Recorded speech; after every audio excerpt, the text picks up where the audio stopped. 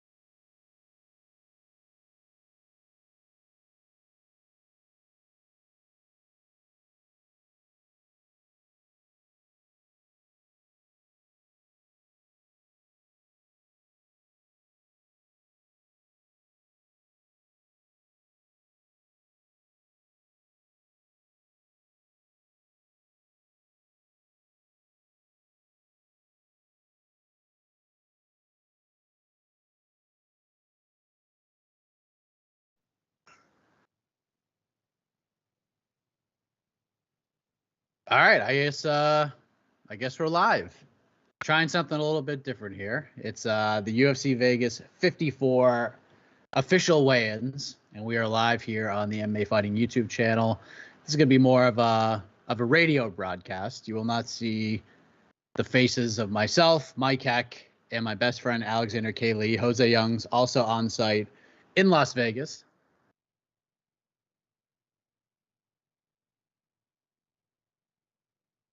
Well, what a blessing you guys received. Even a half a second of AK's face is better than no seconds of AK's face. But AK, this is one of your favorite days of the week, and we are live.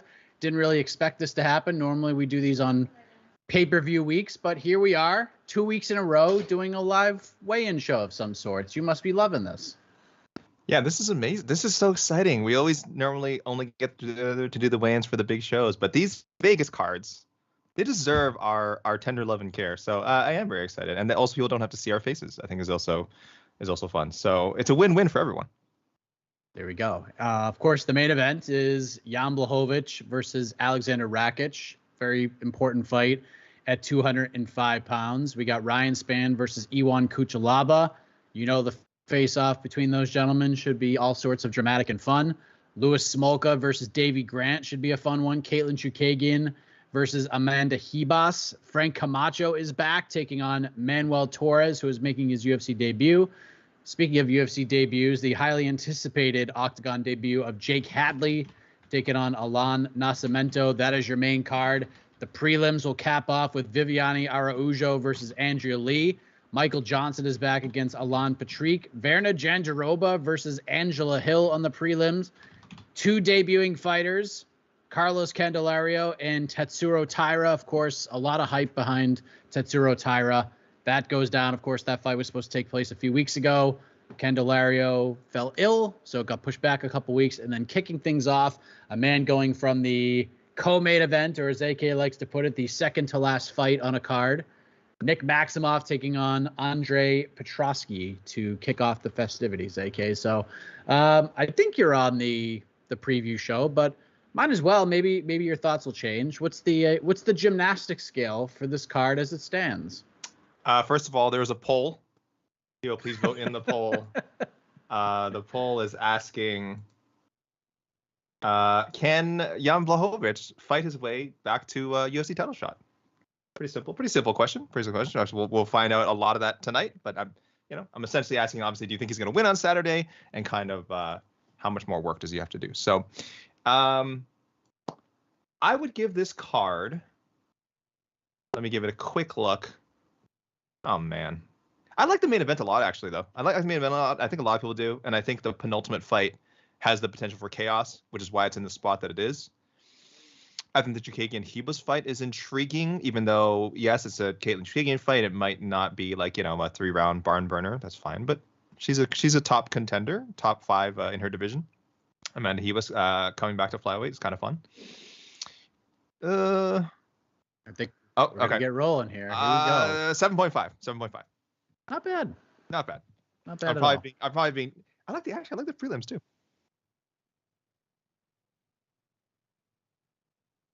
Fantastic. Love when that happens. Now, we don't have any bells and whistles. We don't have any sound effects.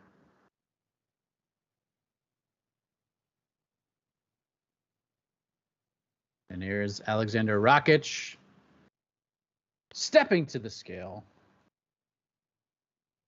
Big fight for him. He could find himself in a title fight with the victory.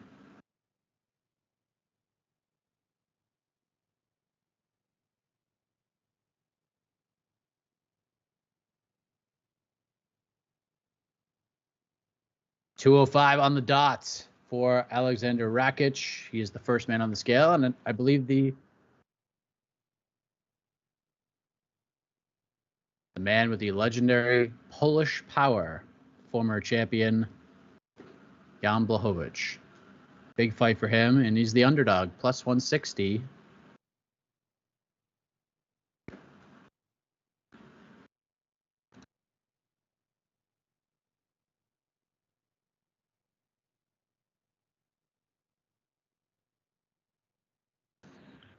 $205.5 for Jan Blachowicz, and that means the main event for UFC Vegas 54 is now official.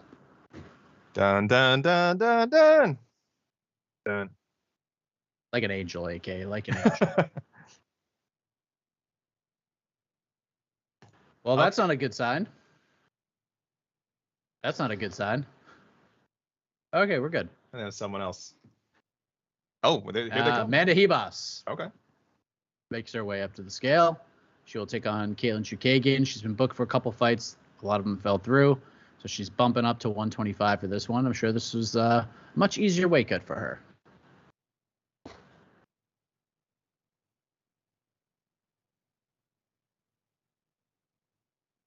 $125.5 for Amanda Ribas. The smile is there.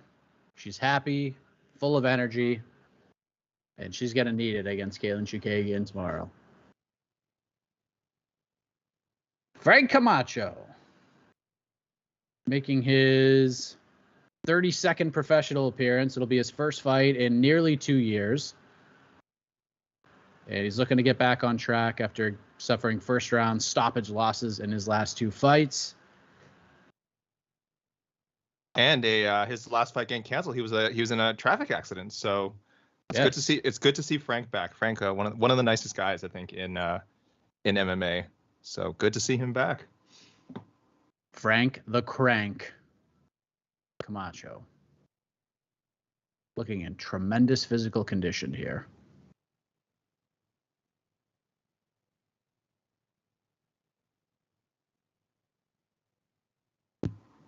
$155?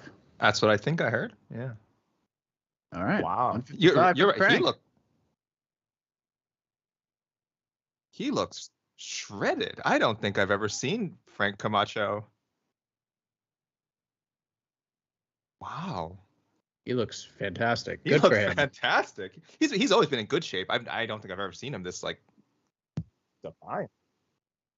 Good for him. Oh, this is an interesting one. Jake Hadley, who earned a contract on the Contender Series while missing weight. How about that? Comes Jake Hadley taking on Alan Nascimento.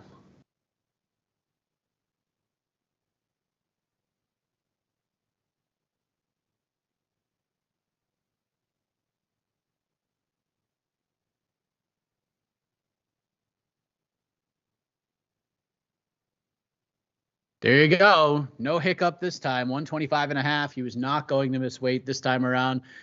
Not in the same building as the last time. Hoping to make a good impression on the UFC after.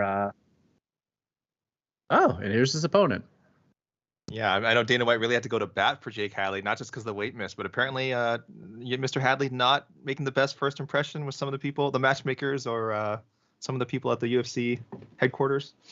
Yep. Dana's message was, don't make me look like an a-hole.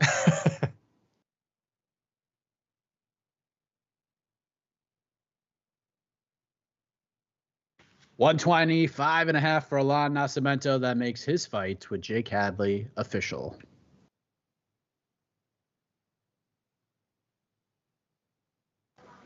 Andre Petrosky, who will probably be the first fighter to make the walk tomorrow.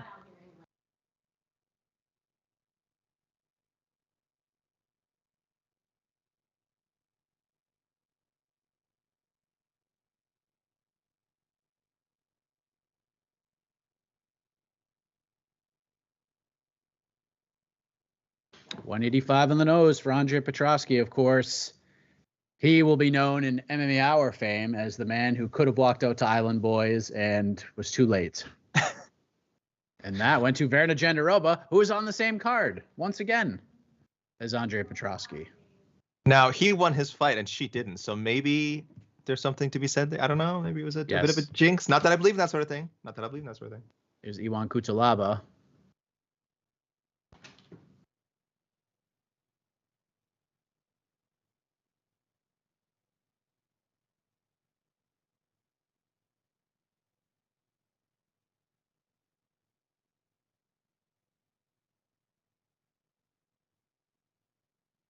$205 on the nose.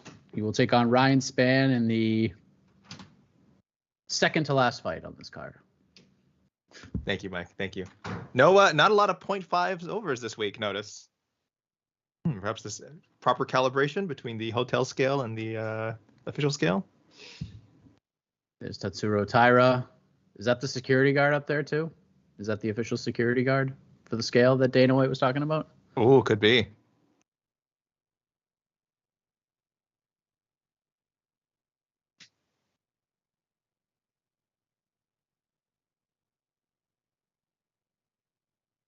A lot of excitement behind this young man. Makes weight again for the second time in like 3 weeks. The wily veteran, Michael Johnson, takes on Alan Patrick on the prelims. Michael Johnson looking to snap a 4-fight skid. First fight in about a year and a half. Looking for his first win in almost 4 years.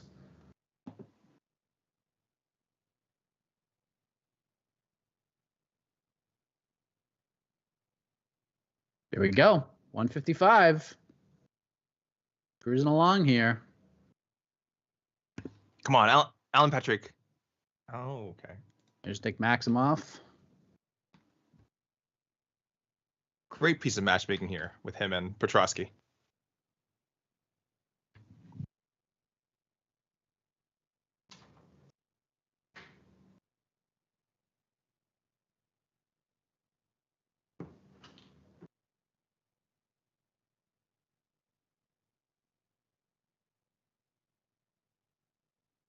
$184.5 for Nick Maximoff, which makes his fight with Andre Petrosky official.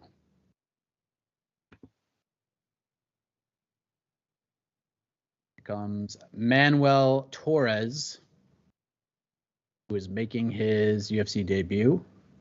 3 wins in a row.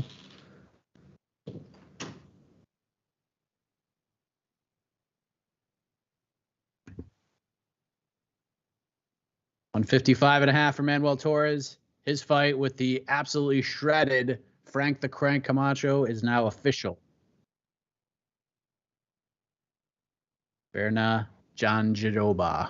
We are cruising through. We don't have a lot of fights on Saturday. It's only an 11-fight card. This is excellent so far. There.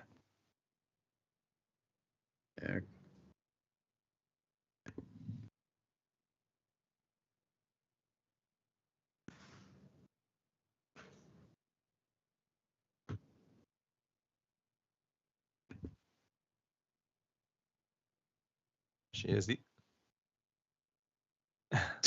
the island girl herself. Island girl. Yes, idolized. She's idolized on the MMA Hour wall and could find herself idolized on the Jose Young's Tattoo MMA Fighter Hall of Fame.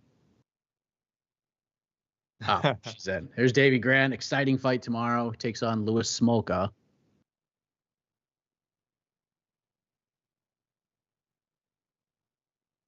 This is the guy 135.5. This is the guy we needed last week. You see how he's doing the weigh-ins, Mike? He's just banging it. He's just going up there. Yes. Bang. He's taking a glance. He's like glancing. Close enough. Bang. There's no sticklers here. There's no stick. They need this guy in Phoenix. Viviane Araujo. Love this fight with Andrea Lee. This is a big one at 125. I haven't seen the odds on this one. Pretty close. Andrea Lee, slight favorite, minus 120.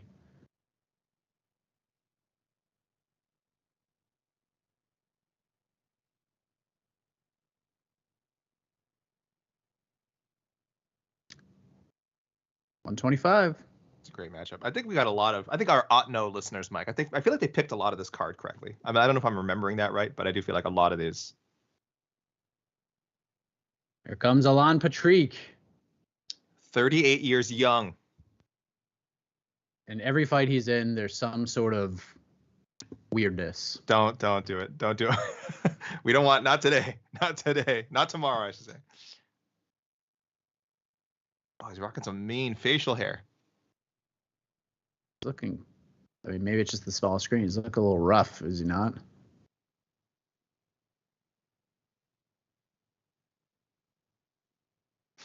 $156. Well, we wouldn't know, Mike, because again, he looked at the. If there's any issue with the weight, we'll never know because this guy's looking at the weight in like half a second. Yeah. If you're 160 or below, you're good.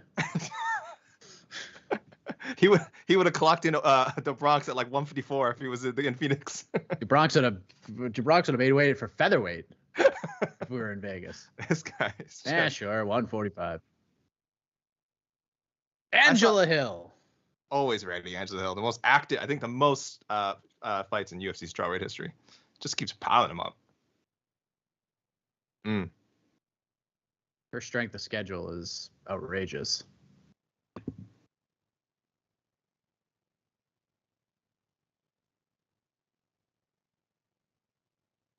On feet 15.5 for overkill. That means her fight with Vanda Jandiroba is now official. We were just cruising here. This might be the shortest weigh-in show ever. There comes Andrea Lee. There's no heavyweights, so there's no one sleeping in, I don't think. Just rolling out of bed, heavyweights. Featured prelim here. Big fight. Really big fight. In my eyes, the most interesting fight in the whole card.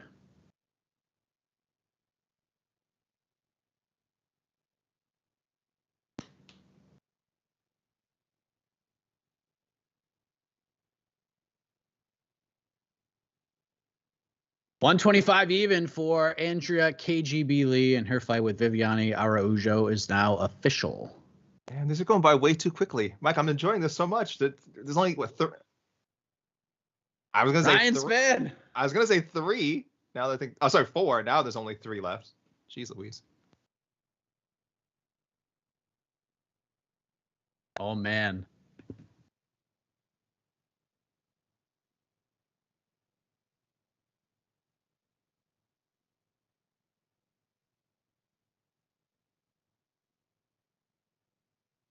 $206 for Ryan Spann. The second to last fight on tomorrow's card with Iwan Kuchalaba is now official. Man, this is fine. I know this question is like asking, are you pitching a perfect game right now? But what's the record for the quickest weigh-in ever? Oh, that's a good question. Jose, do you remember what the fastest weigh-ins ever were? I want to say. Yeah.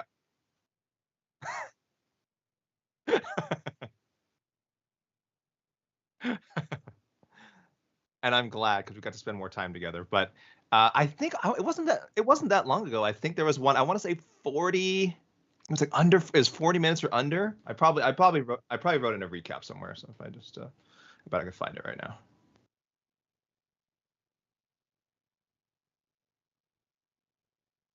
So who's left? Candelario, Smolka, and that's it? That looks like, let me double check. You said Candelario, Chukagian. You said Chukagian? Chukagian. Yeah. Yep. That's it. So 3 left. That's it. 19 of 22.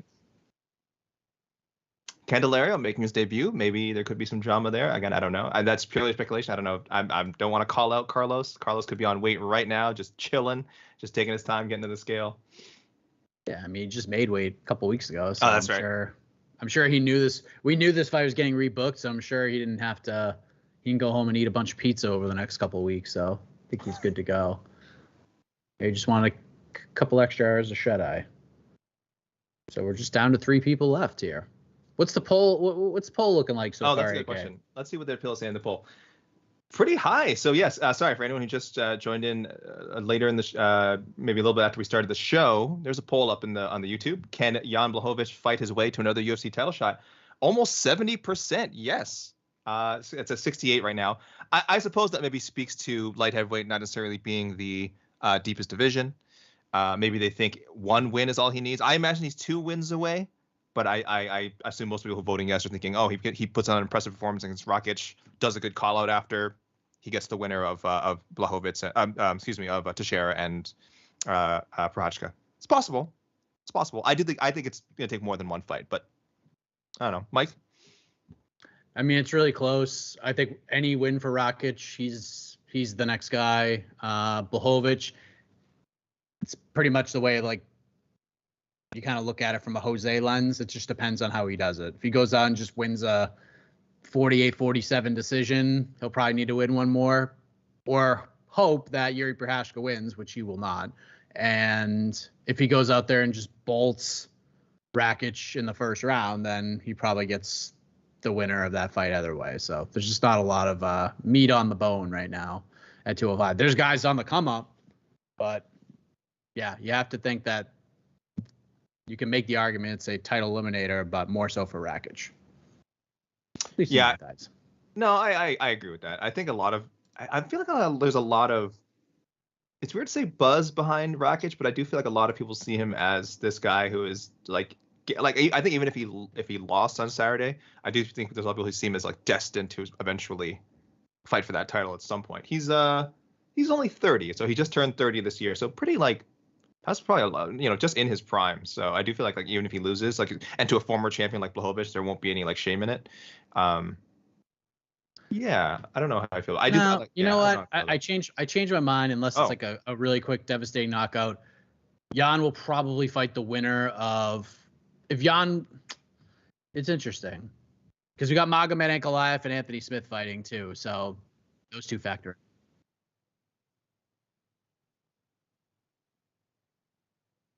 Yeah. Yeah. Yep. This is true. What do we got? Okay, so we said, do you want me to give a bit of a rundown here, Mike? Yes. All right. That would be glorious. We have no graphic, but I will be very quick. I'll try to be quick with it. No impressions. I apologize for anyone who missed out last week. I did an incredibly accurate George St. Pierre impression, which received glowing reviews. People describing it as it sounded like their uncle, like their South Asian uncle, which is kind of what I was going for. Someone else said I sounded Jamaican. So, I mean, that's not bad, I don't think. I would never do an impression like that on purpose, but if that's how it turned out, that's kind of fun. All right, you guys want the weights. Main event, guys. Main event is on. Jan Blachowicz, 205.5. Alexander Rakic, championship weight, 205. Light heavyweight, second last fight of the card. Ryan Spann, Jan Kuchelaba. Spann 206, Jan Kuchelaba 205. So that bout is official. I'm not crazy, right? Spann was 206, right? That's real news, right? Yeah. 206, yep. That's real news. We are still waiting for Davy Grant's opponent, Louis Smolka, but Davy Grant came in 135.5. We're also waiting on Caitlin Chookagian, who will be facing strawweight contender Amanda Ribas, who's coming back up to flyweight just for this one fight. And Amanda Ribas came in 125.5. Frank Camacho coming back after a long layoff, and he had a injury in a traffic accident last year, so it's good to see him back. He came in 155 on the dot. His opponent, UFC newcomer Manuel Torres, 155.5. Jake Hadley, another newcomer, controversial contender series signing, came in 125.5. His opponent, Alan Nascimento, also 125.5. So that's the main card, guys. Prelims, ESPN2, ESPN Plus, 7:30. I think the prelims are ESPN standard, classic. ESPN and ESPN Plus, 7:30 p.m. Viviane Araújo, 125, and Andrea Lee at 125. So both night championship weight, both contenders in the flyweight division. Michael Johnson, 155, and his fellow lightweight veteran Alan Patrick at 156. Virna Jandiroba, 115 versus Angela Hill, 115.5. So that fight's official. Tatsuro Taira came in at 125 for his rescheduled bout with Carlos Candelario. We're still waiting on Candelario. And Nick Maximov 184.5 versus Andre Petrosky, who came in at 185 for the preliminary opener. So just an 11 fight card there, guys. And so far, just three people left to go. Excuse me. Thank you, AK. That was glorious. Mm-hmm. We're all caught up, and just 3 fighters left. So we had a poll. Are you seeing any questions in the chat? Oh, I will ask for some. Let me play producer Casey today. I will tell them people to send in questions for now. Well, so let me set that up. One second. Okay, AK's gonna set that up. Jose, what's the vibe like in Vegas here? I mean, I know we have a little bit of the 274 hangover. We still haven't really put that event to bed because of all the storylines that have come out of it. But is there a bit of buzz in the Vegas air these days? Yes.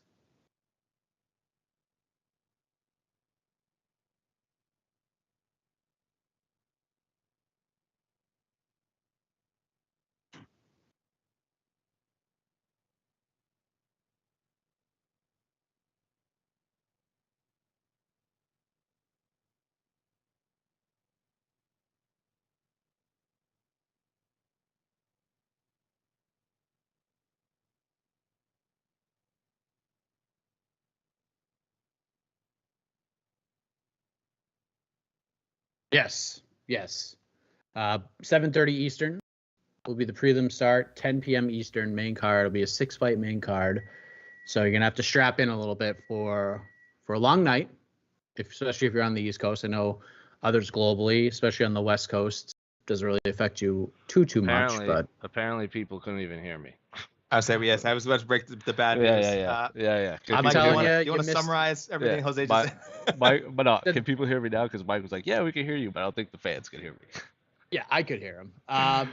Yeah, so Jose was saying that there is a buzz. There's still some lingering effects from 274. There's more media than usual for a fight night. Usually it's about a row and a half of reporters. Now we have 3 full rows. So there is some buzz. That's what Jose so eloquently said, and said it way better than I just did. So you guys missed it. Too bad. But if they can hear me now. Yeah, I just heard you. I just turned on the audio, and I think I can hear you now. All right. Yeah, that was weird. Okay, I'll check. Joys of live. Okay, television. yeah. We got New York Vic is listening and letting us know. So, yes, Jose, you are back in. Sorry, is there anything else you wanted to add now that your voice has been restored? Not really. I think Mike nailed it. Oh, it's good to see Brandon Fitzgerald though. Had a nice chat with him at the beginning. It's amazing how there's such New England presence on these broadcasts, right, AK? We got John Anik, we got Brandon Fitzgerald. God. I mean, it's just Massachusetts. Where's Brandon Fitzgerald from? It's from the Cape Cod. Really? I believe he's from Sandwich, Massachusetts, if memory serves me correctly. Love Cape Cod. Okay. Don Orfanito wants to know, how is Rose Namajunas' route back to the title? So how can she get back there? A win. One win? Maybe 2. It depends. Let's say she it has to be the performance too. It can't just be it can't be what we saw this past Saturday. If she goes up, let's just say she fights Marina Rodriguez next or Mackenzie Dern next, and she just bolts them in the first round with the highlight reel, it's a very good chance she's getting back. Because I know UFC looks very highly upon her. She does have a following, and if she comes back and bounces back nicely, people just chalk it up to a bad night. I don't know. We'll see. But I don't think she's that far away, if that makes sense. It's weird because I think even her losses, her loss to Jessica Andrade and her loss to, not her loss, but I mean, people are saying she performs not as dominantly when she's champion, which is true. But even those performances were still exciting. I thought the Zhang Weili fight was really good. I thought the second Joanna fight was pretty good. This was the first one as champion where she lost and she just stunk. Jose, do you think that, because the fight, forget that she lost, that it just was so bad? Do you think that's going to put her farther away, or do you agree with Mike? Yeah. It's just one good performance. What do you think? I mean, it depends on, back in the title chase, I think it'll depend a lot on how that Joanna Weili fight goes down. Because if Joanna wins and then beats Carla, Rose is 2-0 on her, so you'd have to assume she gets slotted right back in there. And then she's also 2-0 against Wei Li. So I guess if the winner of that fight beats Carla, you'd have to assume. But then like Marina Rodriguez is also out there, so I also. But like, do you want to give Rose Marina if she knocks her off? That's another contender. So the whole world is going to have a better answer come Joanna Whaley too, considering Rose is 2-0 on both of them, and she's Yeah, 0-2, and she's 0-2 on Carla, and then she's 1-1 on Andrade. So it's just a lot of things got to happen. So I know people like to joke, and it's a silly joke about like, oh, Rose disappears for a long time after fights. Might not be the worst thing in the world if you want to just see how the landscape of the division plays out. Not saying she should take time off, but take some time off, see where the pieces fall, and then for all you know, you could be fighting for a title again next year. True that. Matt Maggio has an interesting question. I don't think that's the case because I don't think she plans to stay, but does Amanda Ribas get a shot at Valentina with a win over Caitlin Chukagian? It happened with Jessica Andrade. It's a little different. I mean, again, Jessica Andrade, I think it's a little more committed to 125, but Chukagian is the 125 kind of the gatekeeper. So, Mike, what do you think? Let's say Amanda Ribas submits her. Let's she would she become the first? Would she be the first fighter ever to do that? I would think so, right? Yeah, I would say doubtful. Yes. I mean, I think maybe she puts herself in the conversation. Again, I don't, like you said, I don't know what her full-time plans are, but if she goes out and submits Caitlin Chukagian, maybe her options grow a little bit. But she's in the discussion, but we would have to wait till July 2nd because I have a feeling if Miesha Tate beats Lauren Murphy, her next fight will be for the title. So against either Shevchenko or if Tyler Santos can pull up the massive upset on June 11th. But I would say Tate is more than likely next in line because of her name and being a former champion if she beats Lauren Murphy on July 2nd, which is a big if we're being honest. It's going to be a really good fight, really good matchmaking. So a lot of people feel like Tate's just going to run over Lauren Murphy. I don't really think that's the case. I think it's going to be a very competitive, close fight. But if Tate wins, you could definitely see her fighting for a title. That's for sure. What about Alexa Grasso? She's in the mix. I'd like to see her and Fiorot fight. Yeah. I think we're kind of in that. I think we're kind of in that spot right now. So those two are definitely in it, but I don't want either of them. Yeah, I mean, I didn't want to see either one of them rushed, but at this point, they're just in this position where they're each probably a win away from getting there. So I don't even think Grasso's been rushed. She's been in the UFC for a minute. Yeah, and I still thought she'd be Cara Esparza in Mexico that night. That was such a fun fight. It was a really good fight. It was a really good fight. Fight of the night. It was tremendous. Guys, Jordan Arroyo wants to know who's most likely to win the McGee sweepstakes when he returns. The McGee, because Court McGee, obviously one of the hottest names in the UFC. We already have a winner of that. Everyone always wanting to. Well, I guess after that fight, who's no? Oh, hold on. And he says Chandler, Oliveira, Usman. I think he means McGregor.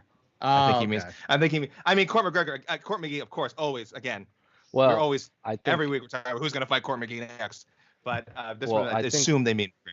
I think maybe because the UFC is probably going to go to Salt Lake City this year, and as far as I know, Court McGee is one of the few fighters from Salt Lake City still in the UFC. I think he fought Dominic Steele. Is that a name? That's a name, right? Yeah, what was his nickname? Didn't he have a crazy nickname? Probably, but he fought, and you can't see me, but I'm using quote fingers. Court McGee beat Dominic Steele in Salt Lake City. So maybe they want that big money fight in Salt Lake City against Court McGee. Non-stop action-packed. You know who it should be if they go to Salt Lake City? Court McGee, Mickey Gall. Oh. So Mickey goes up. Oh, yeah. Wait. Is Court McGee fighting at 170? He has. Yeah. Oh, okay. I'm crazy. I forgot. That's right. He has why not? Long. Yeah. I'm into that. That's not bad. McGee's tough, man. He's that. I'm not going to say he's a gatekeeper, but welterweight is a really interesting division, and I feel like if you can't beat Court McGee, you're not going to be a top 15 guy anytime soon. So I feel he's more reserved for some of those fights. Like I like the Jeremiah Wells idea. I think that's a good fight. We get to see how good this guy really is. Wells had 2 finishes in the UFC. So if he can go in there and beat Court McGee, now we know we can push this guy a little bit harder. Or we keep, because Court McGee's been fighting a lot of these I feel like it's been prospects or people from his generation. For whatever reason, Court McGee has never fought Matt Brown. So why not make that fight in Salt Lake City? That's a great idea.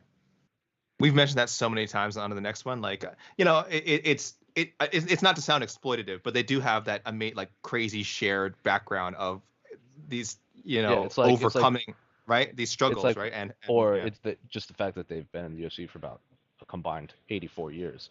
Yeah. It's like when Joe Lozon signed to fight Cowboy. I'm like, how have these two never fought before?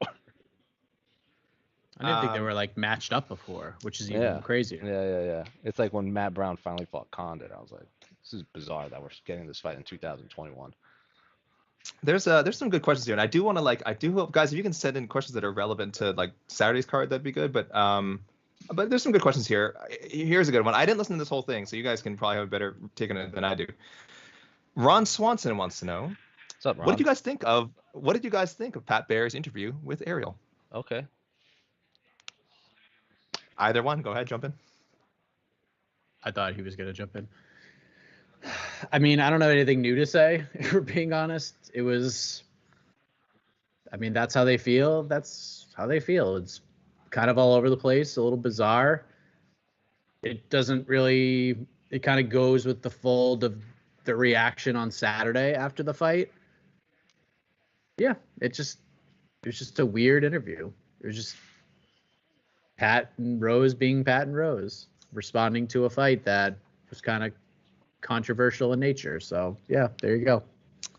Pat and Rose, I mean, they're under a lot of scrutiny under the best of circumstances, and then following a loss like this, people are really taking shots at them. Both of them, we saw Rose have to post that thing like, well, I feel like a piece of S, and which was horrible to read, because it's, regardless of how you feel about her or the fight, it's like, I hope she's, it's a terrible thing to send that much like vitriol to a fighter just because they had a boring fight. Like, I think that's terrible. But Jose, what did you think? What did you think of Pat Barry's interview with on the MMA?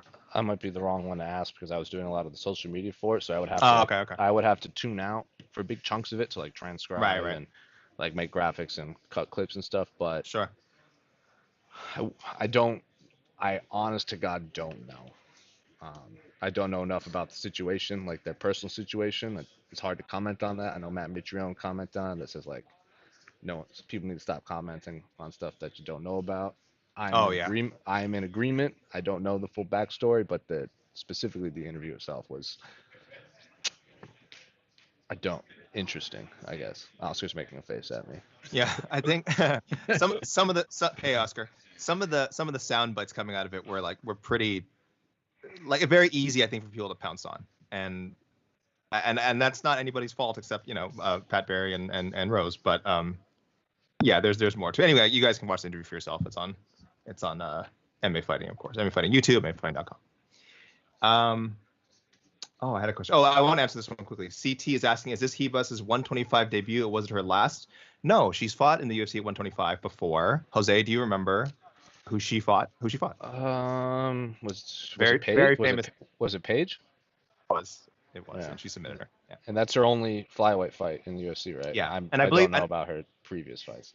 I think she's fought a fight before the UFC, but yeah, just one time in the UFC. And that was because, I don't know if it was a short notice, or it was like a thrown together fight. It wasn't meant to be either like fighter making a permanent move to 125. So she is 1-0. She can move to 2-0 on Saturday with a win. That was Paige's last MMA fight. Oh God. What was her last MMA? Oh wait, that was Paige Van Zandt's last MMA fight. That's crazy. Okay, let me see. Do we have any? I guess people are not super enthusiastic about this card. I'm not seeing a lot of. Well, they can save the questions for the preview show. We can talk about anything now. No, I got a good one. Doubler Bubbler, Mike. He wants to know. It's a kind of a negative question, but will the loser of Smolka versus Grant be cut? Let me help frame this here. So Grant has lost his last two. Very entertaining fight with Adrian Yanez. Grant's not getting cut. Grant's definitely not getting cut. He's 4-5 in the UFC. He's a sub 500 UFC fighter. 2 straight losses. But he has he has 4 bonuses in his last 4 fights. He's a very exciting fighter. Smolka has alternated wins and losses in his past 6 fights, coming off a knockout loss. 8-8 in the UFC. This is his second This is 3-3 in his second stint with the promotion, and he's had some troubles getting into the cage too. This is only his second fight in the past couple of years, so both in trouble. One of them in trouble. Mike, what do you think? I mean, if I have to choose one, it's probably Smolka, but I don't think either of them are in jeopardy, if we're being honest. I think there's still value on Smolka's name. And Davy Grant is just awesome. Like he's in a fun fight every time he fights. So I think he's fine. I think there'll always be a home for guys like Davy Grant. And Smolka's just such an interesting story in MMA because he's got so much talent. It's like so much natural ability. And sometimes he lives up to that ability and he'll go through and just run somebody over. And we're like, there he is. That's the Louis Smolka we've been looking for. And then the next fight, it's just like, oh, where's that guy from the last fight? One of the more frustrating UFC careers, if we're being honest, between the weight, the skill set, what he's brought to the cage. And I know he's gone through a ton of stuff. He's improved the quality of his life outside of the octagon, which is more important than anything else. He's dealt with some demons and things like that and some substance abuse, but he seems to have put all those things behind him. So in the grand scheme of things, he's winning life. He might not be winning all of his UFC fights, but he's winning life, and that's good. So that's more important than anything. But I think both are fine. But if I have to choose one, Smolka probably has more at stake in that regard. Yeah, I think that's how most people would feel about it too. He just has. It feels like he's younger than David Grant, but has certainly been, like I said, this is his second run with the UFC. It would be 2 losses in a row if he lost to David Grant, and 3 out of 4. So that's a tough go. But hey, maybe they put on a fight. This is certainly a fight of the night contender. So for sure. So they get fight of the night. Hey, both guys will be all right. Quack the Duck wants to know. This is interesting. So you I love reading can you tell I enjoy reading the names? It's amazing. Can you tell? Quack the Duck wants to know. This is kind of weird because I think you said earlier Angela Lee. Angela Lee is not fighting on a Saturday's card. One champion, Angela Lee, is not fighting on Saturday. I believe they mean Andrea Lee, my other cousin, Andrea or Lee. Angela Hill. Or Angela. You're right. Quack the Duck. Are you referring? Yeah, are you referring to Angela Hill or Andrea Lee? There's really no way to know. I'm gonna guess Andrea Lee. Quack the Duck, you can correct me, and we'll answer that question separately if that's the case. Andrea Lee, you said she's favored, I think, right, Mike? You said you're looking. She's actually slightly favored, right? -120. Okay, so more so, I guess. Do you think she wins this? And why do you say that this is the most intriguing? You said the most intriguing fight in the card. Why do you say that? I have immense respect for both women. I think both of their skill sets are excellent. I think both of them have the skill set and the abilities to make their way to a title fight. I truly believe that. The problem, and what I like about this fight is that Araujo is a very quick starter, and Andrea Lee is a very good finisher. She can continue on. She gets better as the fight goes on, while Araujo starts strong and then kind of fades down the stretch. So can that first round be something that Andrea Lee can overcome? And if so, can Araujo handle what's going to happen in the final 10 minutes of this fight? So love the matchup. There are stakes here, especially for Andrea Lee, who is starting to live up to her potential. She seems like she's in a really good place mentally. Her entire UFC career, as everybody knows who's watching this right now and listening right now, is well aware of. She has had some issues, and it seems like a lot of those things, the negativity, the domestic stuff are all behind her. She's in a great place. And now we're seeing those translate into wins in the octagon. I think she's coming off the 2 best performances of her career. The Anthony Shevchenko win. I mean, I think you're well aware of how I feel about Anthony Shevchenko's UFC career. But the Cynthia Calvillo performance was unfreaking believable. She went out there and just did work, and the best work of her entire career. So love the fight. Love the matchup. I think this is a very big fight for Andrea Lee, because she definitely enters the title conversation if she goes out there and beats Araujo. And if Viviane wins, that's a very good win for her, and it gets her right back into the conversation. So yeah, love the fight. Mike, thank you for that comprehensive answer. I have to apologize. Jose was right. Quack the Duck said he meant Angela Hill. Golly. Hey, you know what? But people wanted to hear your thoughts on Andrea Lee versus Viviane Araújo anyway, so I'm glad we got that out there. So Jose, according to DraftKings, Angela Hill plus 160 underdog. Virna Jandiroba almost a 2-1 favorite, minus 190. Can Angela Hill pull off the upset? You asking me? Yes. Yes, 100%. I don't even like how many fights. Like, let me look. Let me pull up her thing. I was looking at it last night. I think who called it? Was it Connor? Connor GC said that she's like the queen of split decision losses that she should have won. Like the Lemos fight, you can make an argument she won. The Watterson fight, the Cloutier fight, definitely the Yan Xiaonan fight, the Courtney Casey fight. Like she loses all these, like, and even some of the quote unquote like the Yan Xiaonan fight was unanimous, but a lot of people, I think, including our Casey, who's not here, thought Angela Hill won that fight. So she could 100% pull this off, or she could 100% win the fight, and then the judges give it to her opponent. I think Angela Hill's 13-11 record is not indicative of how talented she is as a fighter. Yeah, I can't remember who was mentioning earlier that like she's also someone who like she didn't pad her record before the UFC. I think she had one pro fight, Yeah. and then she did the Ultimate Fighter. And her third pro fight, she's fighting Tisha Torres. Her fourth pro fight, she's fighting Rose, and then you just go up from there, and it's just again just killers and killers and killers. Jose, I've kind of like called her the almost the queen of the robbery review. Not necessarily that I agree all her fights have, like that she's lost have been robberies, but she has been in a lot of like close fights that probably could have gone either way. So what is it? Why does she? What do you think, man? What's your theory? Why does she keep getting stuck in these like close decisions that I think, and more importantly, that she's not winning. She's not winning the decision. I think she made a joke once when I was talking with her that because when she used to have like her tall hair, like she had her big afro, that it's the Charlie Brenneman effect where you have a big afro and you get punched. It just looks worse than it is because your hair goes everywhere. She joked that was the reason. Probably not. I just think that she doesn't have like knockout power, and she's obviously supremely talented at avoiding damage, and she's very talented at what's the phrase?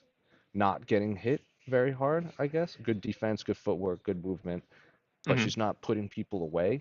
But she has really good footwork and defense. So maybe to the layman's that's like watching this fight, it looks like what Rose, like, I'm not saying Rose won that fight, but you know how Rose is like, what, I can't win a fight just based on defense, like stuff like that. Yeah. So maybe that's why, because to us it looks like she's getting punched a lot, but if you know what you're talking, like what you're watching, she's putting on a master class in footwork. So it's just, I guess it depends on how you judge and if you know what you're watching, I guess, if that makes sense. Yeah, I can't imagine how frustrating it is. Like you're right from her perspective, where she's probably like had a few fights where she's probably like she doesn't feel like she's getting hurt or hit that hard. But again, for the judges, all three different angles. And you joke about the hair thing, but I used to think the same thing about like Clay Guida when he would get hit and his hair would go friggin' flying everywhere. I'm like, that has to reflect differently with the people anyone watching the fight, right? I mean, I'm sure that's not the main reason, but I do think even though she was joking, there's a lot of superficial, even how people wear damage. People were talking about like Chito Vera, like one of the reasons, like, I mean, he clearly beat Rob Font, and one of the reasons was people were like, oh, look at his face, like he doesn't look like he was touched, but he got touched a lot by a lot of punches. Mike, do you have any theory on Angela Hill, kind of like just bad luck she's been having with decisions? I mean, I don't know. I mean, I can't really add too much to that, but it's amazing how Angela Hill is like the most liked 13-11 fighter in the history of the company, like in the history of the sport. Most fighters with that kind of record aren't getting the kind of love and support that she's getting. It's just the way she handles everything too. There are certain times she gets a little more upset, but now she kind of has made a joke out of it, and she just kind of goes along with it. She expects if it goes a split decision, something bad might happen, but she spends her time between fights doing hilarious things on social media. She's become just a great personality for the sport. She's hosting radio shows. She's at the desk from time to time. Angela Lee is a very likable fighter, and she's a very good fighter, and she's a very competitive fighter. And yeah, I think she's, for someone who's 13-11 and someone on this weird streak that she's on right now, she is doing pretty damn good in life for someone who's lost four of her last 5 fights. Good for her. Good for her. And I think she's going to have a job with the UFC as long as she wants it, no matter what happens in this fight or future fights. I was going to say, for all the reasons you mentioned, she has like abnormally high like job security. almost Sam Alvey-esque, I think, in her ability to hang on. And I mean, and I think she's been a lot more competitive than that. So, so no disrespect to Angela Hill at all. There's a reason people ask questions about her and people like to watch her fight, and she gets all these bookings, right? Here's an easy one. Not easy. I'm sorry. Easy as in easy to think about. Justin Villegas wants to know, do you guys got a confident fighter who wins easily this weekend? So, I don't encourage gambling, but I think they're essentially asking, who's your lock? Like, who's your lock on this card? Who is my lock on this card? Lock on this card. Your life depends on it. This person has to win, or you will be thrown into a flaming pit. My God. Nick. I mean, it sounds weird to put it on a guy who only has 2 UFC fights, but the matchup tells me Nick Maximoff would be the guy. I know Petrosky brings some similar traits to the table, but I just feel like Nick can wear him down. We saw what happened. Even in Petrosky's last fight that he won via finish, he was like half dead heading into that 3rd round, somehow willed his way into that submission win. And Nick Maximoff's not going to get tired at all in this fight. He's going to keep going for takedowns. And Brian Battle's a good fighter, man. Brian Battle's good. I like the guy. He's got a great personality. He's a good fighter. But Petrosky struggled with Brian Battle on The Ultimate Fighter. And if he struggles with Brian Battle, he's going to have a rough night with Nick Maximoff. So I think Nick Maximoff by decision seems like a very safe bet. So I will go that route. I'm fairly confident. If someone hands you $20 and says you have to put on one of these guys straight up any fight, I'm probably taking Nick. I was going to disagree very strongly, but then you cited The Ultimate Fighter as evidence, and obviously I cannot go against that. That was well done. Thank you. MMA, your use of both MMA math and The Ultimate Fighter, I think makes that answer infallible. I think that's brilliant. I love that. By the way, if you will, Ultimate Fighter 30 is on now. Check out the recaps, MMAfighting.com. And I think in the US you guys have it ESPN Plus. My fellow Canadians, we have it on UFC Fight Pass. And it's streams at midnight, guys. What? It's right at midnight. It's Eastern time. It is at your fingertips. You can watch Top 30 whenever you want. And by the way, for those playing the ponies tomorrow, Nick Maximoff is what is he? He's a minus 350 favorite. Really? But Nick Maximoff by decision is a plus 120 line right now. Huh. So you can get Nick Maximoff at plus money by decision, which if he's going to win, I mean, he could submit Petrosky because of that submission game if he wears him down enough. But I feel like Maximoff's just going to win a 15-minute decision. So if you're going to bet Maximoff, you might as well just bet the decision prop because you're getting plus money on it. Wow. I like Petrosky, but you're right. Yeah, I don't know. Maybe I'm just underestimating Maximoff. Maybe I just don't know enough about him. Jose, what's your lock? Ooh, let me pull it up. I'm sorry, I was This doing that's some fine. This is YouTube tough. stuff. Sure. This is a pretty well. I feel like this is a pretty well matched up card. I'm struggling to kind of look at one that I'm like, yeah. Lock of the Yeah. night. I mean, you can't go on with Karen Chukagian by decision. You just can't. Yeah, that's where I would have gone. That's number 2 for me. Probably Tatsuro Taira, I think seems like a decent pick. He has a lot of hype around him. Oh. Usually when you get these uber prospects, they kind of give him an opponent that he can shine against. I'm not saying he's going to be a champion, but you've seen the O'Malleys of the world where they come in and they're just like this, or the Patty Pimblets where they come in and they just have an opponent that they can showcase their strengths against. So if I don't know much about Carlos, his opponent, so I'm going to say just based off of history, I think that might be a decent one to look at. Carlos, I believe, he's a Contender Series guy, right? He fought twice in the Contender Series, got 1 win, didn't get a contract, fought last season, lost, but got a contract because everybody on planet Earth thought he won that fight.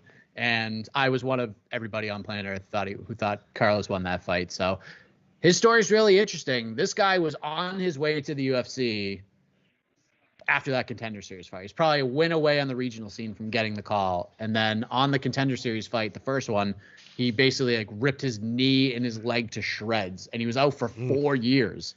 4 years he was out. Then he fought for CES, got a win in his first fight in 4 years. And then 3 weeks later was on the Contender Series in another grueling fight.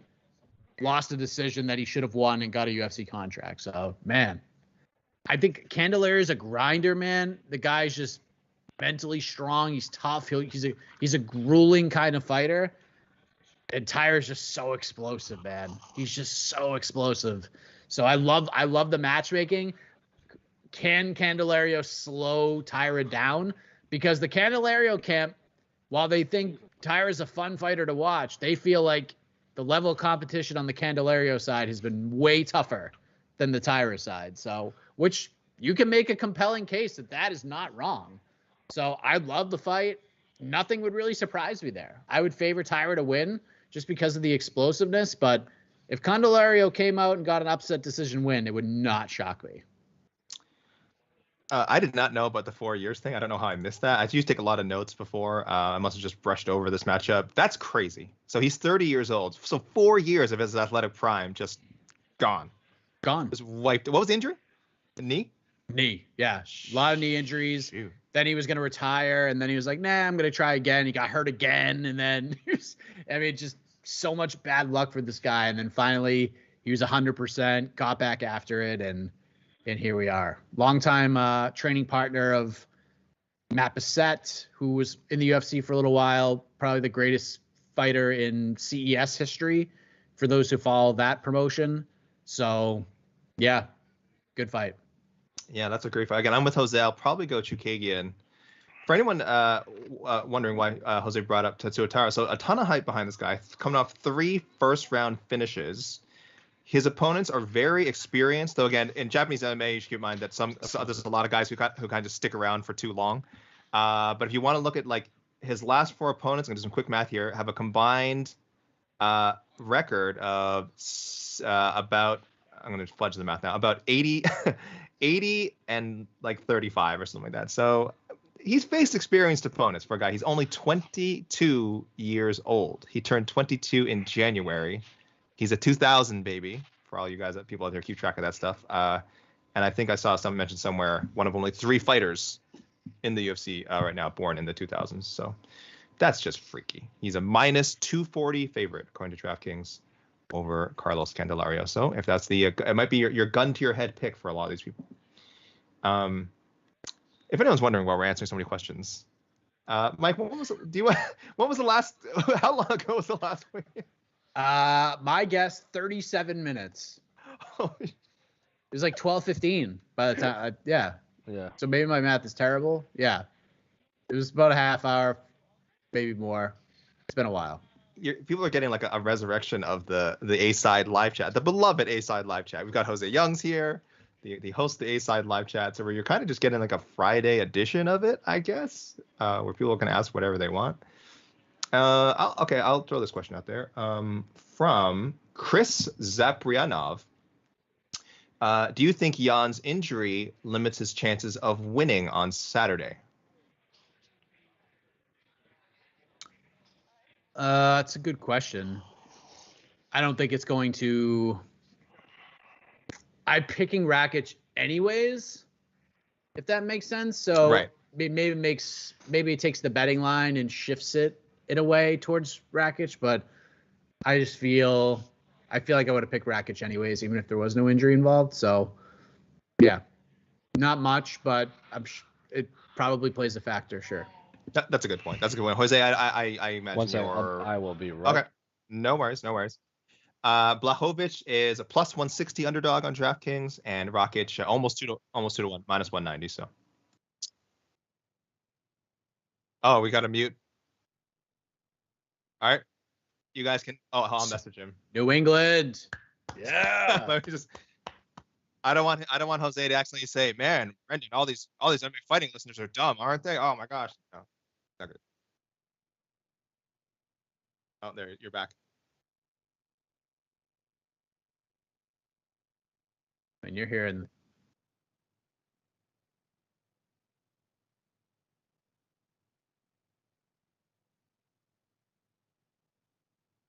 Confirmed, Mike.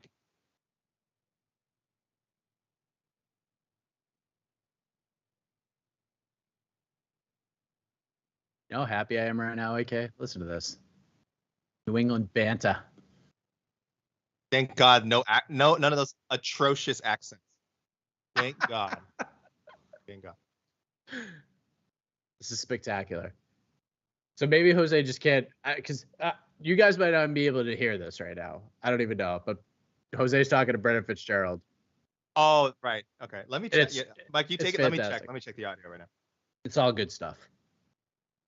So you guys might even know what's happening right now, but things are happening.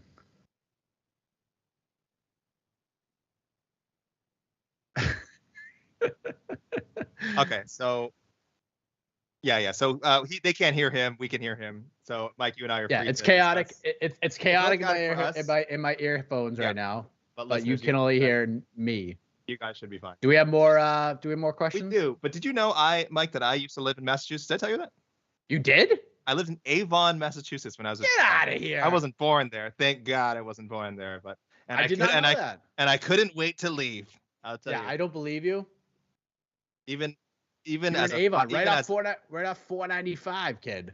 Even as a 5-year-old boy, I was like, God, I hate Massachusetts. No, I'm kidding. I am all the Massachusetts listeners out there. All right, let me see. Are there any other questions? I got a little behind on the questions, so people keep throwing those questions out there.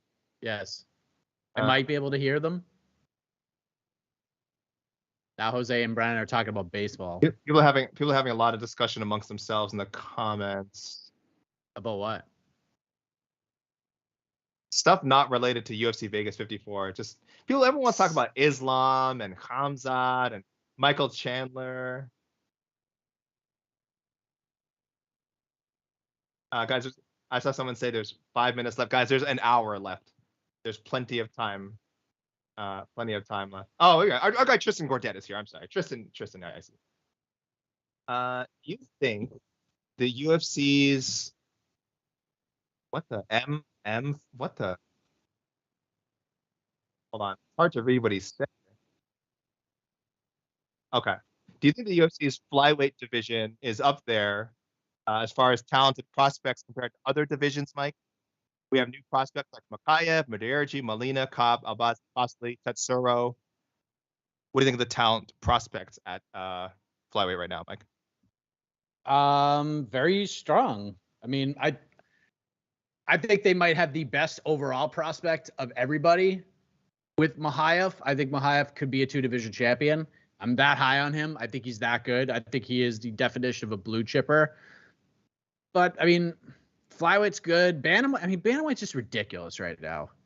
Bantamweight's just ridiculous. You got guys like Umar Nurmagomedov. You got Saeed Nurmagomedov. You got guys like Chris Gutierrez. You got Montel Jackson. You got Nate Maness, who's won 3 in a row. You got John Castaneda. You got Javid Basharat. You got Said Yakub Hakramanov. You got just so many strong 35ers. I know you're high on guys like Tony Gravely. I know he's not a young whippersnapper prospect, but a guy who's very solid. So, and then we can't even forget about the shot about Dana Bakary is probably like a top 50 guy, but still really good. So I feel like bantamweight has more, but I feel like flyweight might have the best overall, if that makes sense. When it becomes to one fighter that I would put my chips in the middle for, it's probably Muhammad Makhachev. Makhachev, yeah, everyone's in love with this kid. Yeah, I kind of agree. Flyweight is just not, well, actually, I'm looking at the roster now. I see they have about 40 contracted flyweights. My list is only including people who have already fought in the UFC, but I imagine there's a bunch of people who have signed who haven't fought yet. I agree. It doesn't have the depth of 135. 135 has both 135. You and Mike, you and I talk about all the time. Has the perfect mix of guys who are contenders now, guys who were still big names, Frankie Edgar, Dominic Cruz, Jose Aldo, who's also a contender now. Your favorite fighter, the most relevant man in MMA, Henry Cejudo, if he ever comes back. And then there's a tier below that, which is just this 20, 25 killers that you could see breaking into the top 10 with the right 2-fight win streak. Flyweight, yeah, it doesn't have that depth. But Mike, I'm gonna run down. Let me run down some of these names. You give me a yes or no or true or false, whatever. Will this flyweight fight for someday fight for the title? Not necessarily be champion, but fight for the title. Okay. And I'm trying to think who has, and if they have already, just essentially take it as will they fight for the title again. Alex Perez. No, he won't fight. He won't make it again. He won't. Okay. Nicolau. No. I know what the answer to this one's going to be. I don't know why, even know why I asked. Manel Kopp. Yes. Of course. Everyone loves this guy. Of course. Sumideraji. No. Okay, just a couple more. Amir Albazi. No. Oh, all right. I think I know the answer to this one too, but maybe not. Jeff Molina. Boy, that's tough. He's on the fence. He's like right on the edge, I think. He's an incomplete. Right now I'm saying no, but it doesn't mean he won't. I have, of the names, like the last three names you said, I have more faith in Jeff Molina getting that shot. Where's the other name? Where's the other name? Oh, I don't even say. Where's the nickname? Not, I think we all agree he's going to get title shot. His YOTRD, baby. Yes, Brandon Royval will fight for it. Brandon Royval will fight. I didn't need to. It's like I didn't mention him. I didn't mention Pantoja. Those are guys who I think are going to fight for the title. We can all agree. Same with Makaya. Makaya doesn't need to be mentioned. Pretty sure. Pretty confident. But thank you for the question, Tristan Gordon. I was just very confused. He used the abbreviation M Fly WD. So men's flyweight division. Yeah. That was very confusing. Use your brain, AK. Damn it, Tristan. Tristan's on another level. He's always on our shows. He's on another level. He's all up in the videos, all up in the shows. All right, we have people shouting out raw dog. All right, I said it. You have it now? Yeah. Shouting out raw dog. Raw, okay? I said it. All right, what other questions? Guys, send in more questions, please. This is your time. Questions that preferably don't involve the raw dog and hopefully involve 145, but okay, here we go. Yaquinta 99. It's kind of related to some of the stuff we talked about before, but is the winner of this fight going to have to fight Ankalaev for the #1 contender spot, regardless? I think if Blachowicz wins, yes. If Blachowicz wins, he has to fight Ankalaev. Rakic does not have to go through that. You don't think? I don't know. It's tough. You kind of have to wait for both fights to happen before we can make that decision, because I feel like if Blachowicz wins a decision but Ankalaev just starches Anthony Smith, then Ankalaev should get the next title shot. Because you thought heading into his last fight when he fought Thiago Santos, if he did what he was the betting favorite to do and just run over Thiago Santos in impressive fashion, he would have got the title shot. But in this case, it wasn't all that good, so now he's forced to fight one more. So I don't know. You kind of have to wait and see what happens there, but yeah, tough. It was forgettable, which is really like the worst. That's the worst thing you want to be in MMA, right? You just don't want to be forgettable. I mean, you don't want to go full.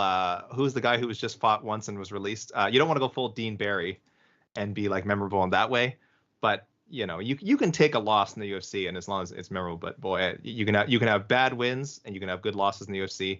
That Rakic over Santos was like, I don't want to call it a bad win because every win is good, but definitely was not.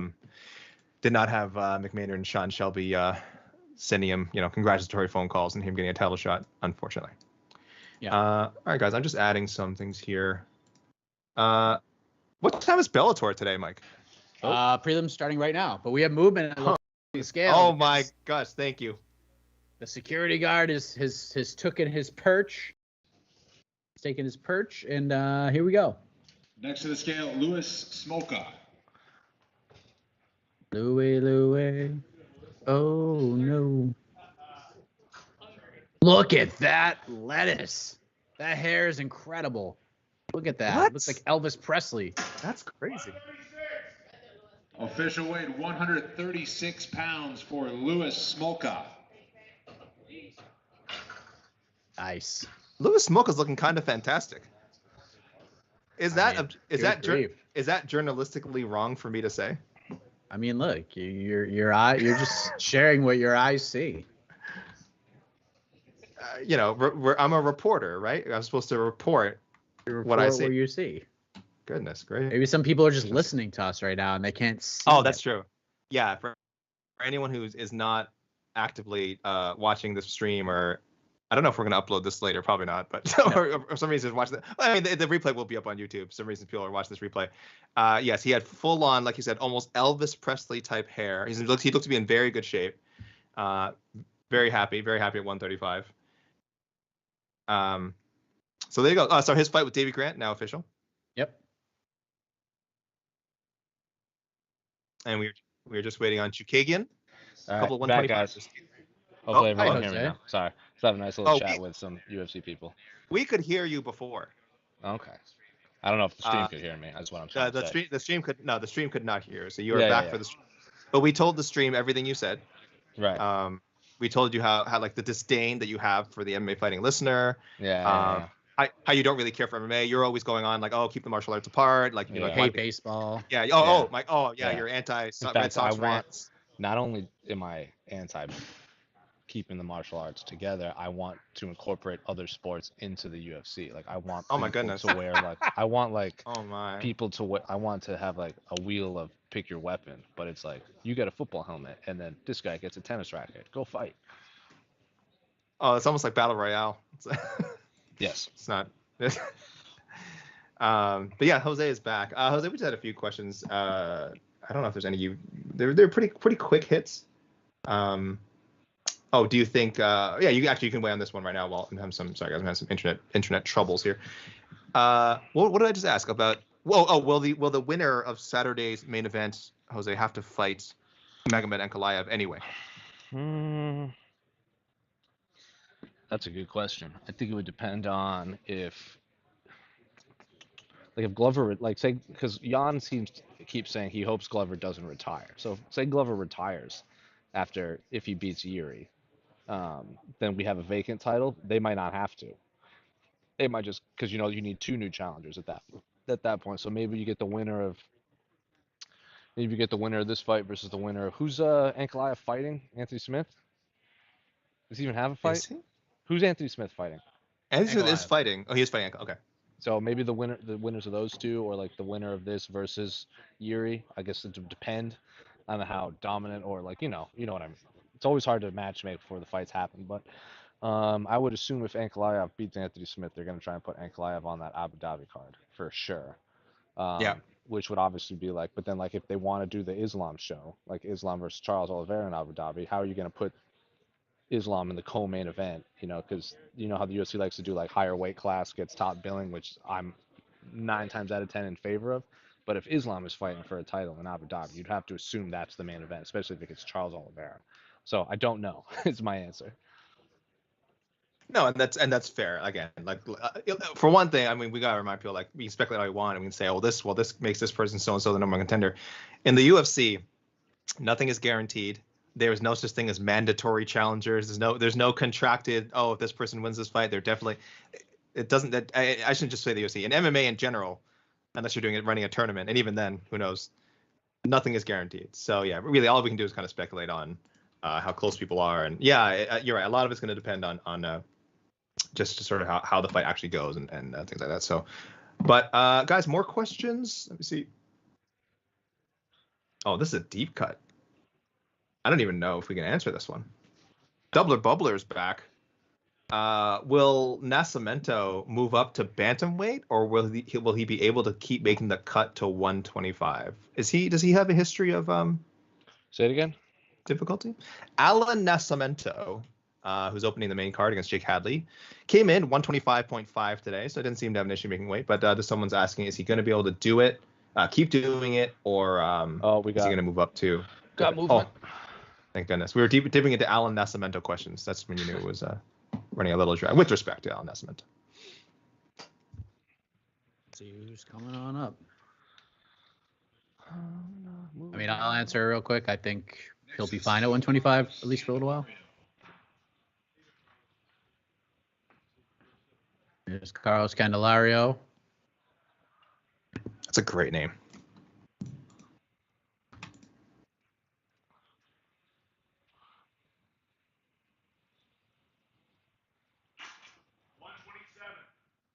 $127. Yikes.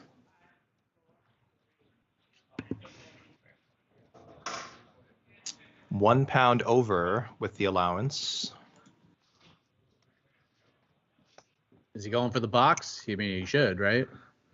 The box Here comes is the box of, well, we don't know yet, either redemption or shame, depending on the result.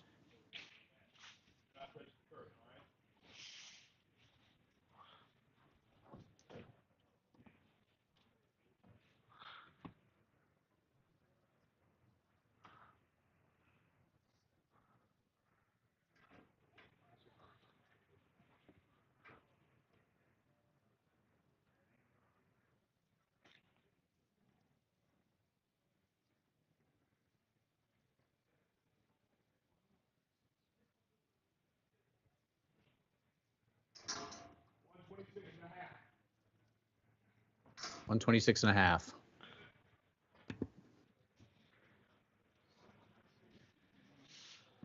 Okay. I guess we're going to find out, is he going to get extra time? I mean, pretty standard, and with medical clearance in Las Vegas. It's usually an option. He may not want to. Could be at his limit here. And it's 2 cuts in 3 weeks. For Carlos Candelario. Okay. Wait to hear from my man B Fitz to see if he's going to. Scale, Caitlin Chukagian. Galen Chukagian. This is the last one, right? Unless Candelario wants to keep going. Yeah, this is the last of at least of the first attempts for sure. Yeah.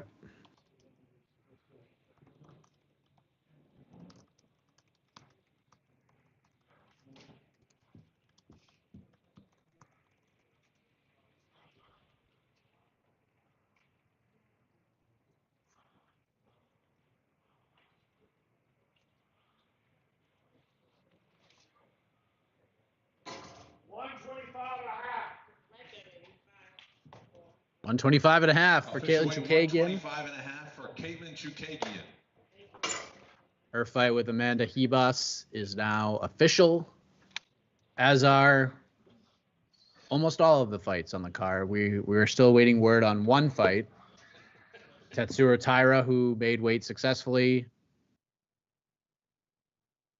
versus Carlos Candelario, who missed weight by 0.5 pound. We are waiting word on if he will reweigh or if That's what I'm trying to figure he out. will now, just accept the penalty. That's what I'm trying No, to figure out. I will say, Mike, UFC News usually tweets out the weigh-ins as soon as they're happening, the official weigh-in results. And when someone misses, it usually won't come out right away. They did tweet out Carlos Candelario official weight, 126.5. That doesn't mean that he won't weigh in again, but that to me says that there's a chance that might be it. He might just be like, I'm at my limit. I'm not cutting anymore, because they will usually wait until the second attempt before tweeting out an official weight. So Yeah, I'm trying to again, I'm so trying to that's figure not out- confirmed. Yeah. I'm trying to figure out if he's going to weigh in again, because obviously Okay. we have face-offs coming.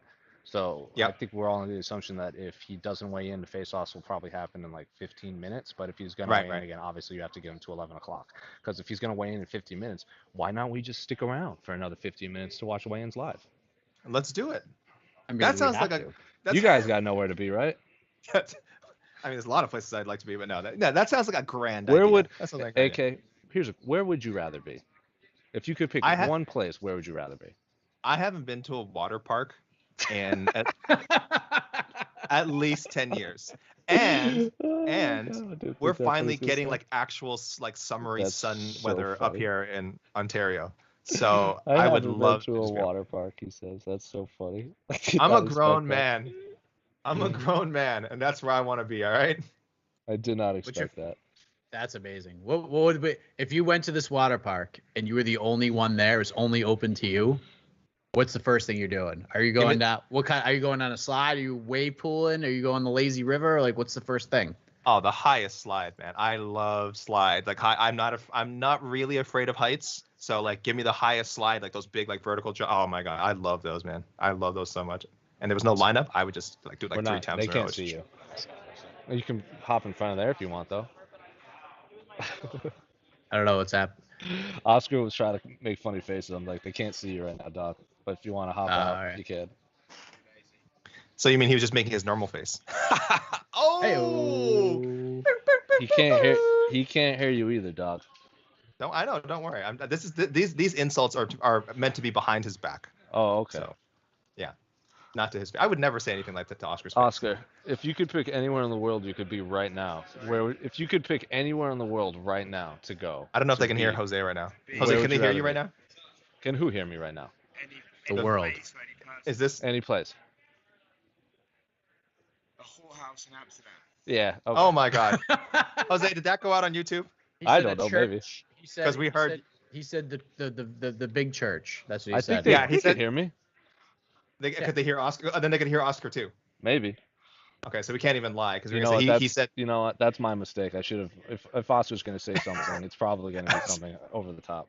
For anyone who didn't hear, he said he'd love to be at church just like he is every Sunday. He just wish he could be there. He wish he could be there more often, I think is what he said.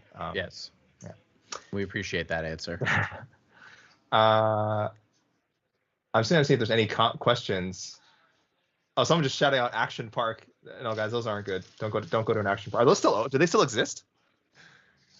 No, What's right? an action park? It's like a super famous park that's like it caused so many injuries and stuff. Alright. A lot of people got Like hurt. an amusement park? Yeah, it's like an amusement park. I think they were open as recently as until like I thought they all got closed down. I don't know if this person is making an outdated reference or not. But people shout out in the comments if action parks still exist, because I know that they're notoriously were very dangerous, but I think very cheap to go to as well. I think that's why they were so popular for the longest time. But a lot of people got hurt. They made that movie. I want to say Johnny Knoxville made a movie. It was either called Action Park or it was based on Action Park, and it was kind of like an homage to those those theme parks. People, I don't know what I'm talking about. I live in Canada, so please correct me if I'm talking on my butt here. Dylan Barter says he'd like to be sat up in the mountain in South Wales with my dog. Still going back to the sport. That sounds cool. I don't know if he's saying that's where he'd want to be or that's what he is doing. Sounds pretty chill. I'd rather be right here at the UFC Apex. Waiting for Carlos Candela. The UFC Apex. Now, Jose, can you confirm that this is the building where outside of it Nate Diaz urinated, or was he? That was at a different? That was at a different building. Okay, so you didn't have a chance to visit the spot where they didn't put like a sign down. Like I also Nate Diaz heard that was like I had heard that was like a week ago too. Like it didn't just happen yesterday. But no, I believe that was at the actual UFC HQ, like the PI, which is just across the street. There's two buildings. So there's a bit of a programming note here for those in the United Yes. States. The prelims tomorrow have moved from ESPN2 to ESPN. Yes. So if you're watching on cable television, it's on ESPN. It'll also be on ESPN Plus. If you're just streaming it, like I will be, main card, ESPN Plus and ESPN2. So you'll start on ESPN, and then you'll go to ESPN2 if you're watching on your local cable provider, or you can do like I will be doing and just watch ESPN Plus the entire time, and you're good to go. Canadians, my fellow Canadians, I believe it's all on one of the TSNs, usually TSN2, I think. But either way, check your, as Mike kind of said, check your local listings. But it is all free on TSN.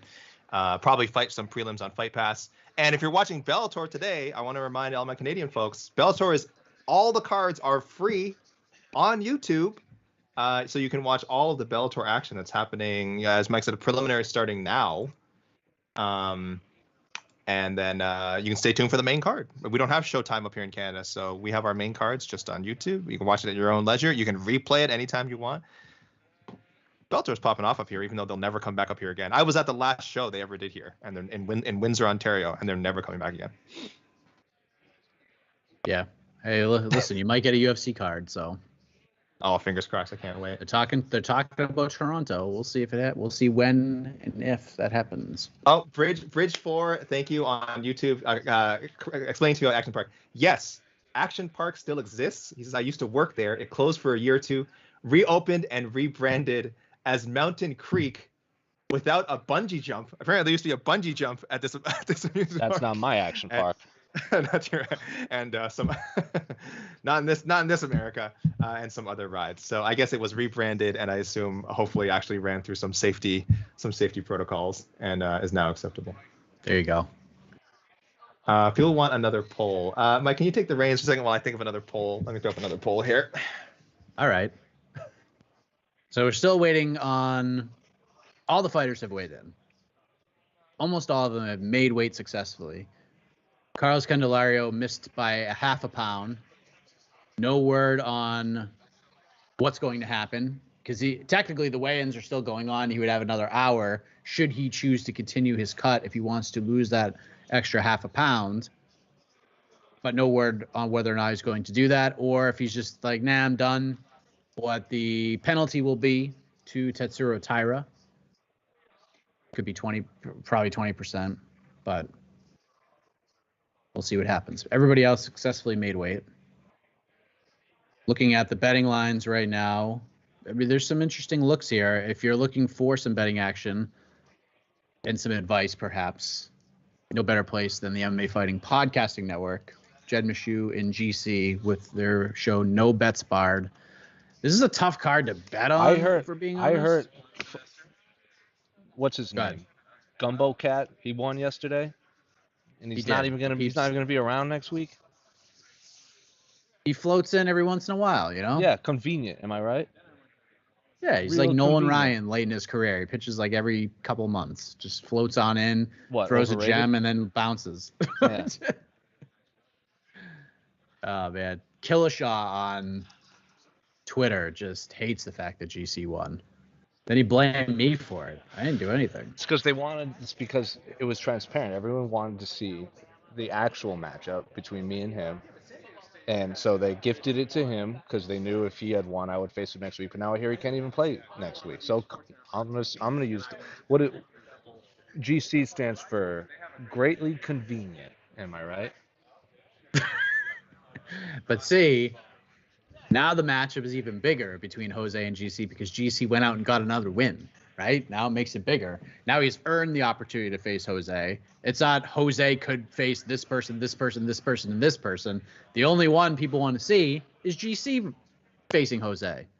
Much like the lightweight championship picture right now. I guess. There's no standalone person. Yeah, but if Islam Makhachev fought Beneil Dariush and won, then it's one person. This ain't going to be no prize fighting penultimate money fight. This is I'm going to go in there with a brick and break through his window and just mollywop him. Damn. I mean, that is some. Yeah, me and Gravy, right there. me and Gravy, me and Gravy Cup can match up. He can lose. He can be the first person to lose 4-0. So it's just going to happen. I love how GC has a different meaning every single time you mention it. Yeah. I don't know. What is it supposed to mean? I don't know. Grand. I don't know. Grand carpet.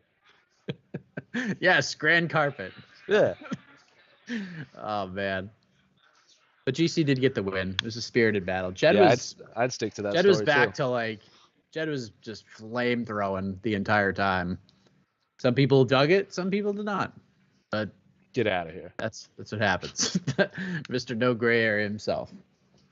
How very Ayn Rand of him. People get that. People get that reference. I don't have to explain it to fight fans. Of course. Oh, of course. Am I the first person to make an Ayn Rand reference in a UFC weigh-in show? I sure hope so. I mean, that's a no-brainer. There's no doubt about it.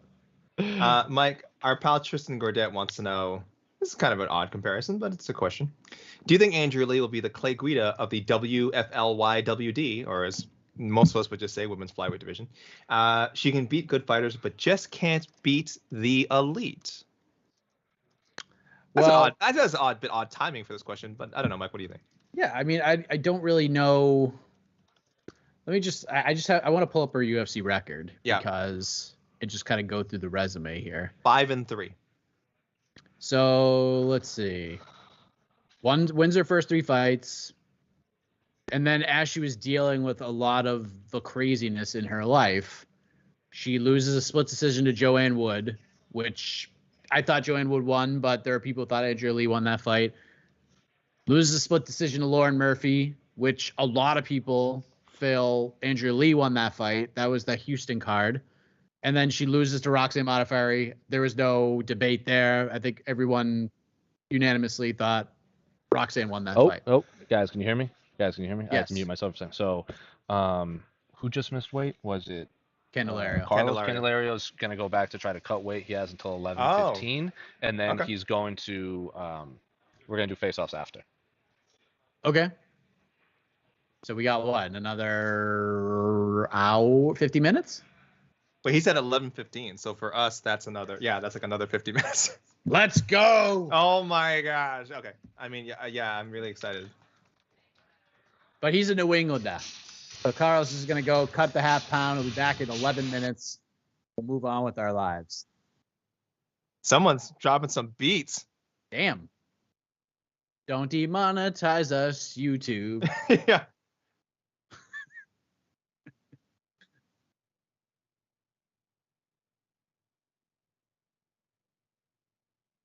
We are still hearing something. Yes. those block rock. No, they can't. Oh, okay, that's all that matters. Okay, so we don't get demonetized. Okay. Yeah, those block rockin' beats are coming in hot. Hot.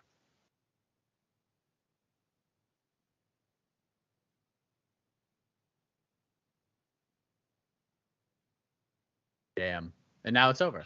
Now There it's you go. off. Sorry. So I'm back, guys, because they were playing very loud music, and we can't have our streams demonetized. That would be very, I don't know.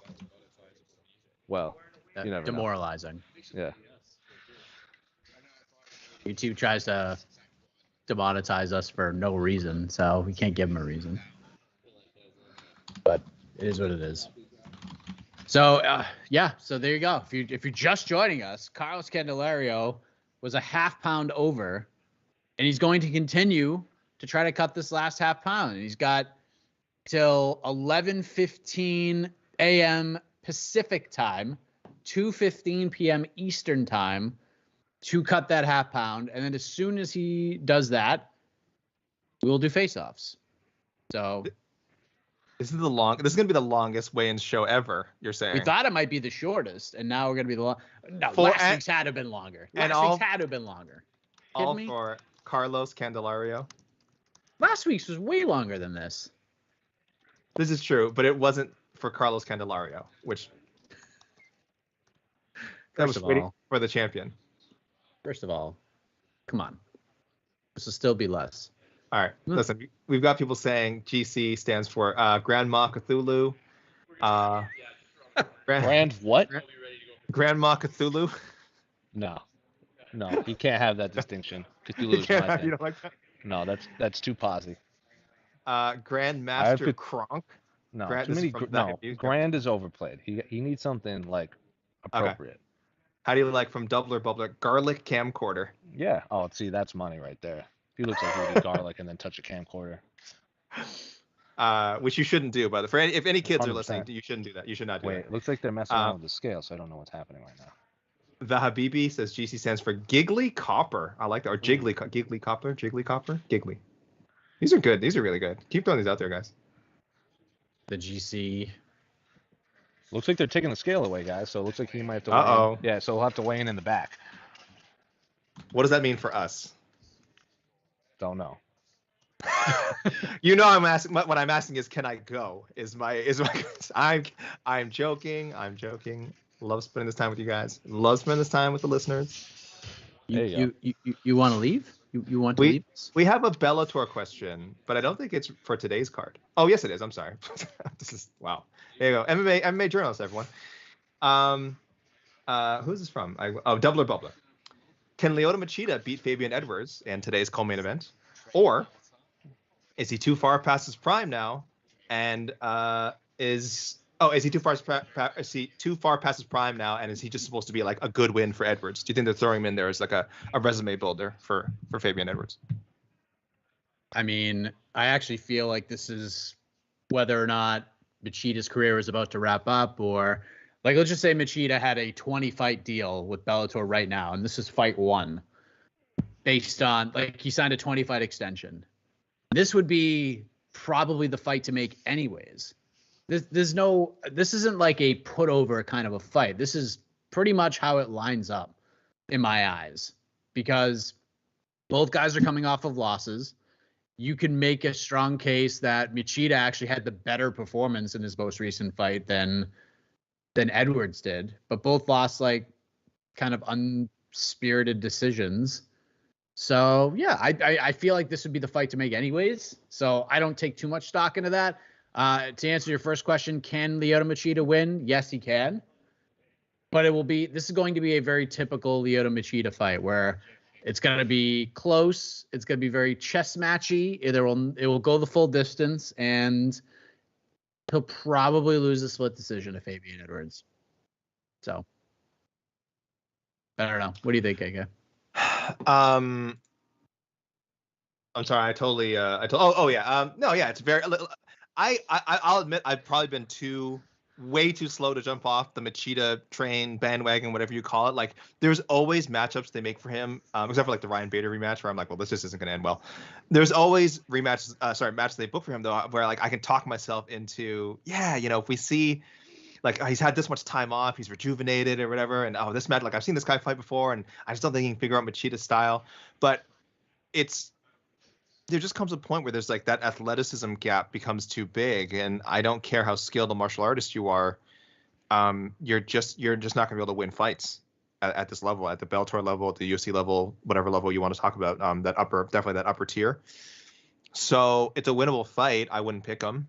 I think Fabian Edwards is pretty good. I don't know if I'd say they booked this necessarily as a resume builder for him, but it's certainly one that they are probably confident that he can win and maybe look good doing it. So I'm leaning a lot towards Fabian Edwards. Maybe it's a reverse jinx.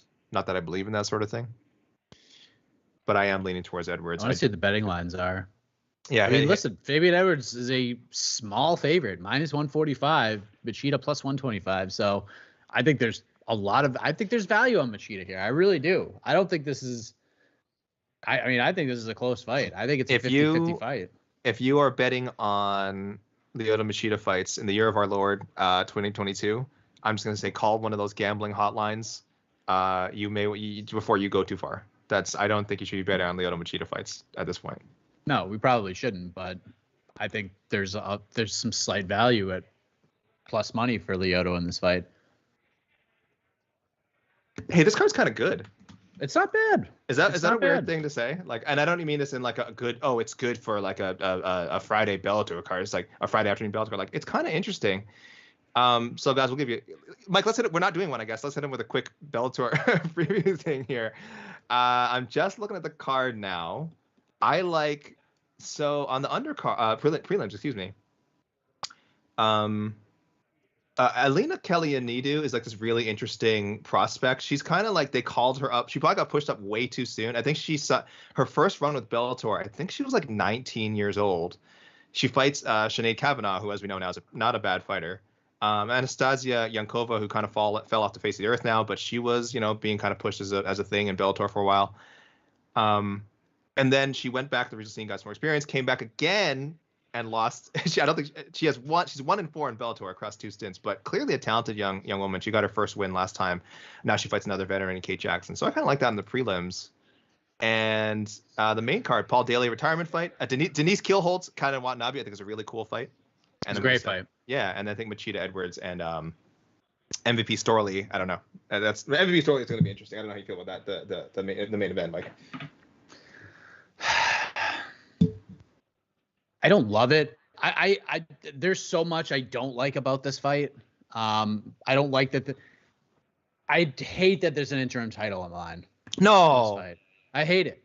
Pay-per-view points. You got to get those pay-per-view points. First of all, there's no pay-per-view points. Second of all, I just don't like. It doesn't matter. You know what I mean? Like, Michael Page just being in a main event is enough to sell this card. It doesn't need to have an interim title. It doesn't need to have, still 5 rounds of MVP, whatever. All right, you're in London. It's a very big deal. Logan Storley, this is a big opportunity for him. But the fact that your current undisputed champion is fighting a war right now and defending his country, and you slap an interim title on this, I don't know. It's just a bad taste. It's just a bad taste for me. Not only is he fighting a war, we've all seen the video of him literally pulling the title out of his, like, the rubble. Like, that's not, like, that's real.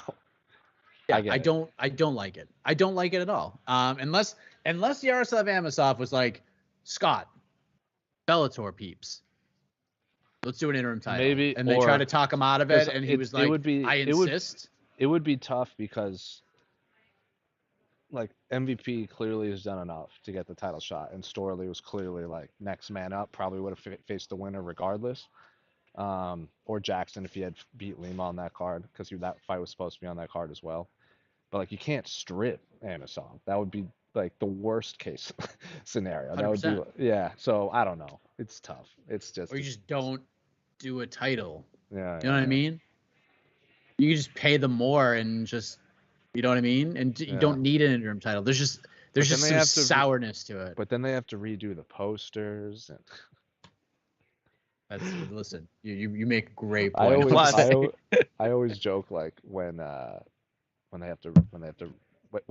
a fight falls out or something like that, and they have to like bump something up to the main event, they just look for the fight that's closest to the weight class of the poster, so it's just an easy fix. Like I joke, we all have fun. I like to joke that the Cleveland Indians changed their name to the Cleveland Guardians because it's much easier to make a C a G on a baseball hat than it is to like completely rebrand. So I'm sticking with that story. Yes. Paul Daly will also have his final fight. He's fighting Wendell Giacomo. He was initially supposed to fight Andrei Koreshkov. I loved that fight a lot, but this is a fine fight. Paul Daly, it appears this will be his final time fighting. I don't know if I necessarily think that's the case. It might be his last MMA fight, but I could definitely see a world where his combat sports career will somehow continue. But this man's been doing it for an awful long time and doing it at a very exciting level. So hopefully we get one more incredibly fun Paul Daly fight inside the Bellator cage. Luke Traynor is back as a massive favorite opening up the main card. If you look at best fight odds, it says Daniel Weichel is fighting Robert Whittaker. That is not the case at all. He's fighting Robert Whiteford. So I think that's a hilarious thing that still hasn't been fixed by those guys. But listen, not a bad. This is Oliver Enkamp versus Mark Lemminger will be fun. It's pretty good. It's a pretty solid offering from Bellator. Better than last week's card on paper, that's for sure. But so that's happening. Demonetizing our stream now. Shiloh, I don't know why. Like, who's even at my house right now? Seriously,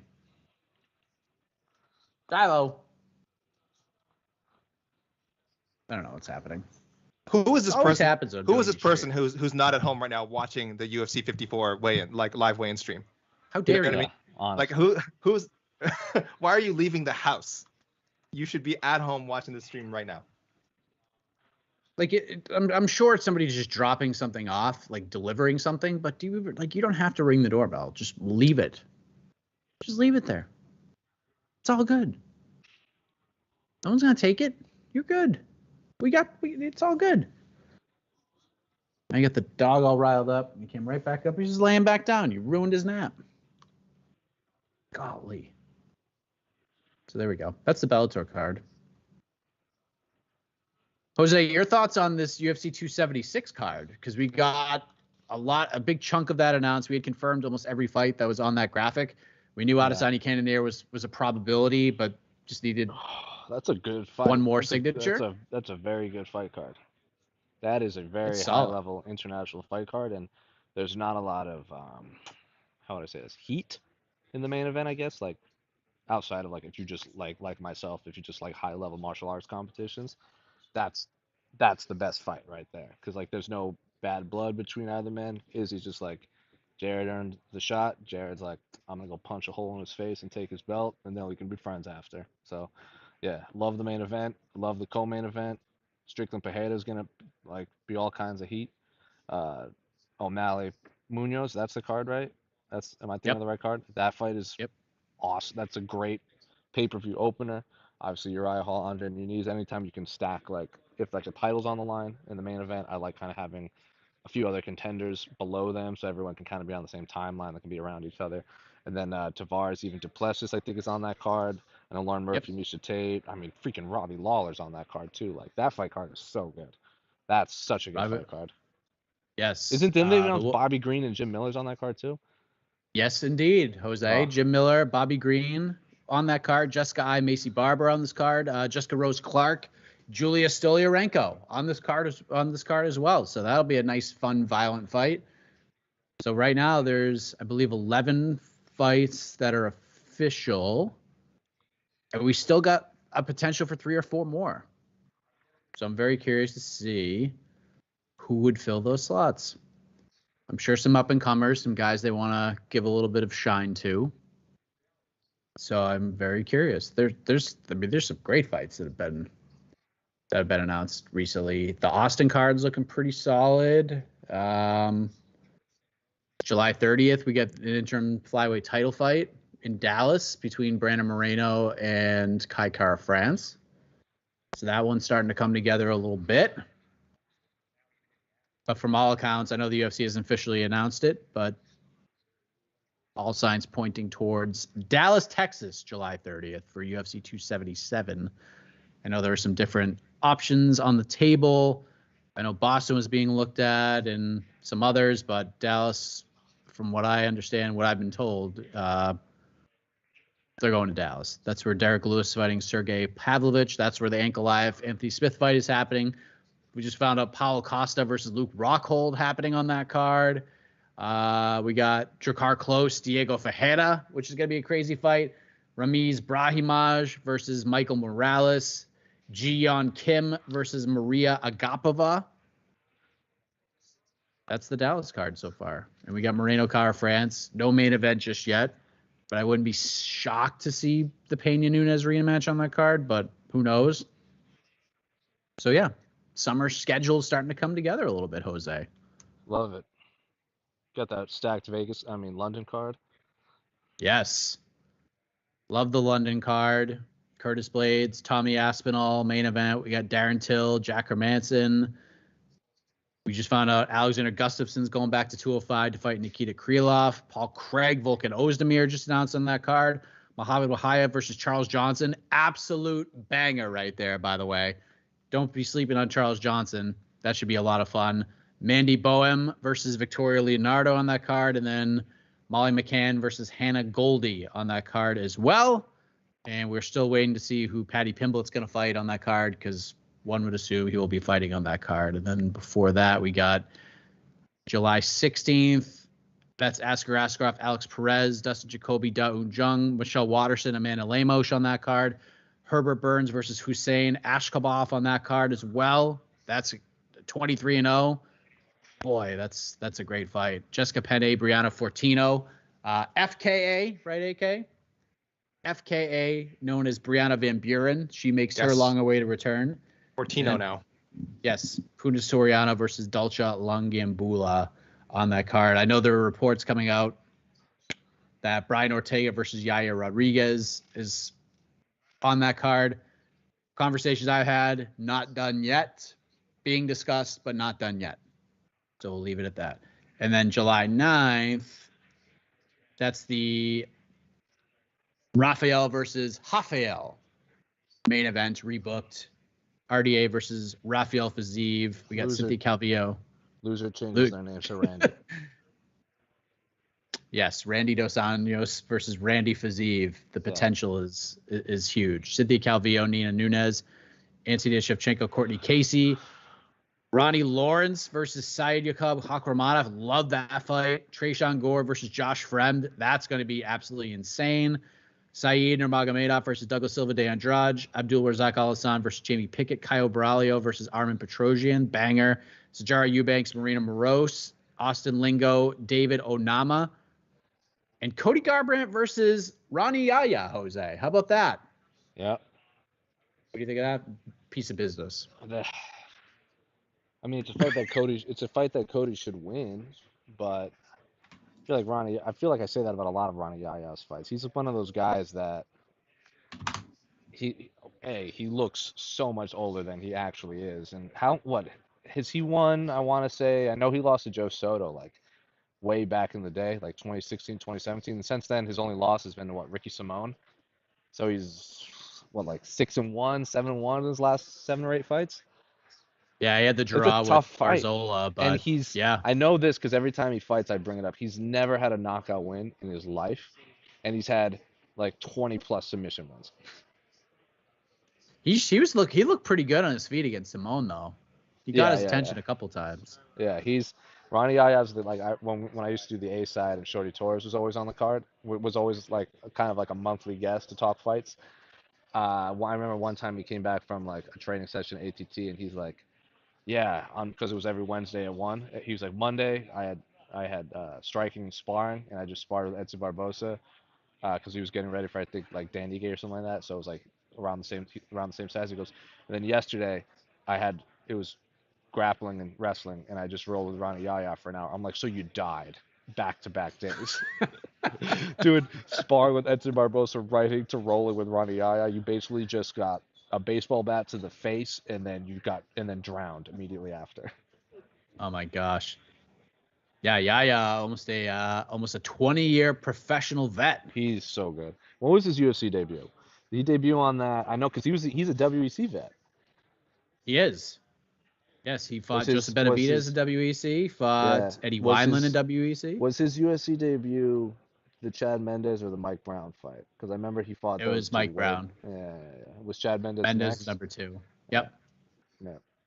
Dude, and Josh Grisby. And he's a guy that's fought he's fought in Abu Dhabi. I know he's fought I'm pretty sure he fought in like Sioux Falls at one point. He's fought in Australia, obviously. He's fought in Mexico City. I know he fought Henry Briones in Mexico City. He was in K1 Heroes. Yeah, dude, the dude will fight literally anyone. Brazilians are just different, man. Those guys are nuts. I love those. That's a very interesting bet. Like Shogun, Aldo, like Marlon. They're just like, yeah, I'll fight whoever. Like honestly, like if Shogun wanted to, he could just be like, nah, I want legacy fights. I don't want to fight Paul Craig and Open St. Preux. People, and he's like, F it, I'll fight this guy. Oh, okay. I'll sign. Or like Jose Aldo's like, he just wants to get to the top. Like honestly, like the legacy fight is the Dominic Cruz fight. He's like, man, I'll fight Chito Vera. I was like, yeah, I mean that makes sense ranking wise if you want to keep climbing, but fight Dominic Cruz just for me, please. Yes. I'm back. Oh, thank God. I'm back. We're just going through UFC events right now. Oh, I was running down the cards. I apologize. I couldn't chime in. I was just cranking out some weigh-in info for the site. Anyway, we had some breaking news, like stuff come up, didn't we? And I don't know if we addressed it all, Mike. Did we talk about the event that was supposed to happen on Saturday? It's not. We didn't bring it up, right? Or Dubai, I should say. Yeah, in Dubai. For anyone who doesn't know, and for people maybe even finding out for the first time that this event was happening, on Saturday, it would have been probably early afternoon time for us over in North America. Floyd Mayweather was supposed to be fighting Don Moore, a former sparring partner, on a helicopter pad somewhere in Dubai. And Anderson Silva was also competing on that card in boxing. And that whole event has been canceled. The president died. Of UAE, yeah. Of the UAE passed. It was like a sheik died. Yes, has died. So they've canceled kind of all major public events for the weekend, and obviously that is one of them. So the whole event is off. So for anyone who is looking forward to that, Floyd Mayweather will not be doing an exhibition bout tomorrow. Anderson Silva will not be boxing tomorrow. That whole card is off. Try and get a refund, guys. If you guys ordered that ahead of time on fight.tv, make sure you get that refund. There is no kind of weirdo boxing event going on Saturday. So sorry to break that to people. And then the other one is people wanted to know what's going on with Erin Blanchfield. Mike, did you see that news pop up? I did. She received a warning from Yes. USADA. Not suspended, but she received an official warning about a cream that was used, and no suspension, no sanction. Just a warning. So she's good to go. Topical spironolactone prescription medication, which it says in the release, was used under the care of a dermatologist for a diagnosed medical condition. So good to hear this wasn't a suspension, like a jump the gun suspension, because it does sound innocuous. Is that fair to say? I mean, I don't know the whole story. It does sound. It's probably just not disclosed. Sure. And that's it. Yeah. It's just a mistake made. And no big deal. Yeah. She's young, and again, this USADA stuff can really drive people's heads in knots. So so no big deal there for anyone who saw that news pop up. Doesn't sound like Erin Blanchfield's being suspended or anything like that. So there we go. She will still fight JJ Aldrich, I believe, is the opponent, June 4th, I believe that fight's happening. I believe that is the case. I think you're right. So from what it looks like, Carlos Candelario has 25 more minutes to cut that half pound. Oh my gosh, does he have to use it all? I mean, he could. AK, He can. no one's keeping you here, AK. Shaheen Al-Shadi says, oh, by the way, just regarding the Aaron Blanchfield thing, that what she got warned for, commonly used for acne. Again, she's a young lady. She's, 21 years old. And but it is banned because it is a potentially a masking agent and a diuretic. So they're pretty comprehensive with those. You guys if there's anything on those USADA ban lists that you see, like, why did they ban this? Like, this is a pretty common thing. It's like a lot of these things have like a secondary function, whether intentional or not. These things do happen. So, but again, like we said, not a suspension, just warned. Making sure that everything's above board in the future. Yep. So shout out to Shaheen for that update.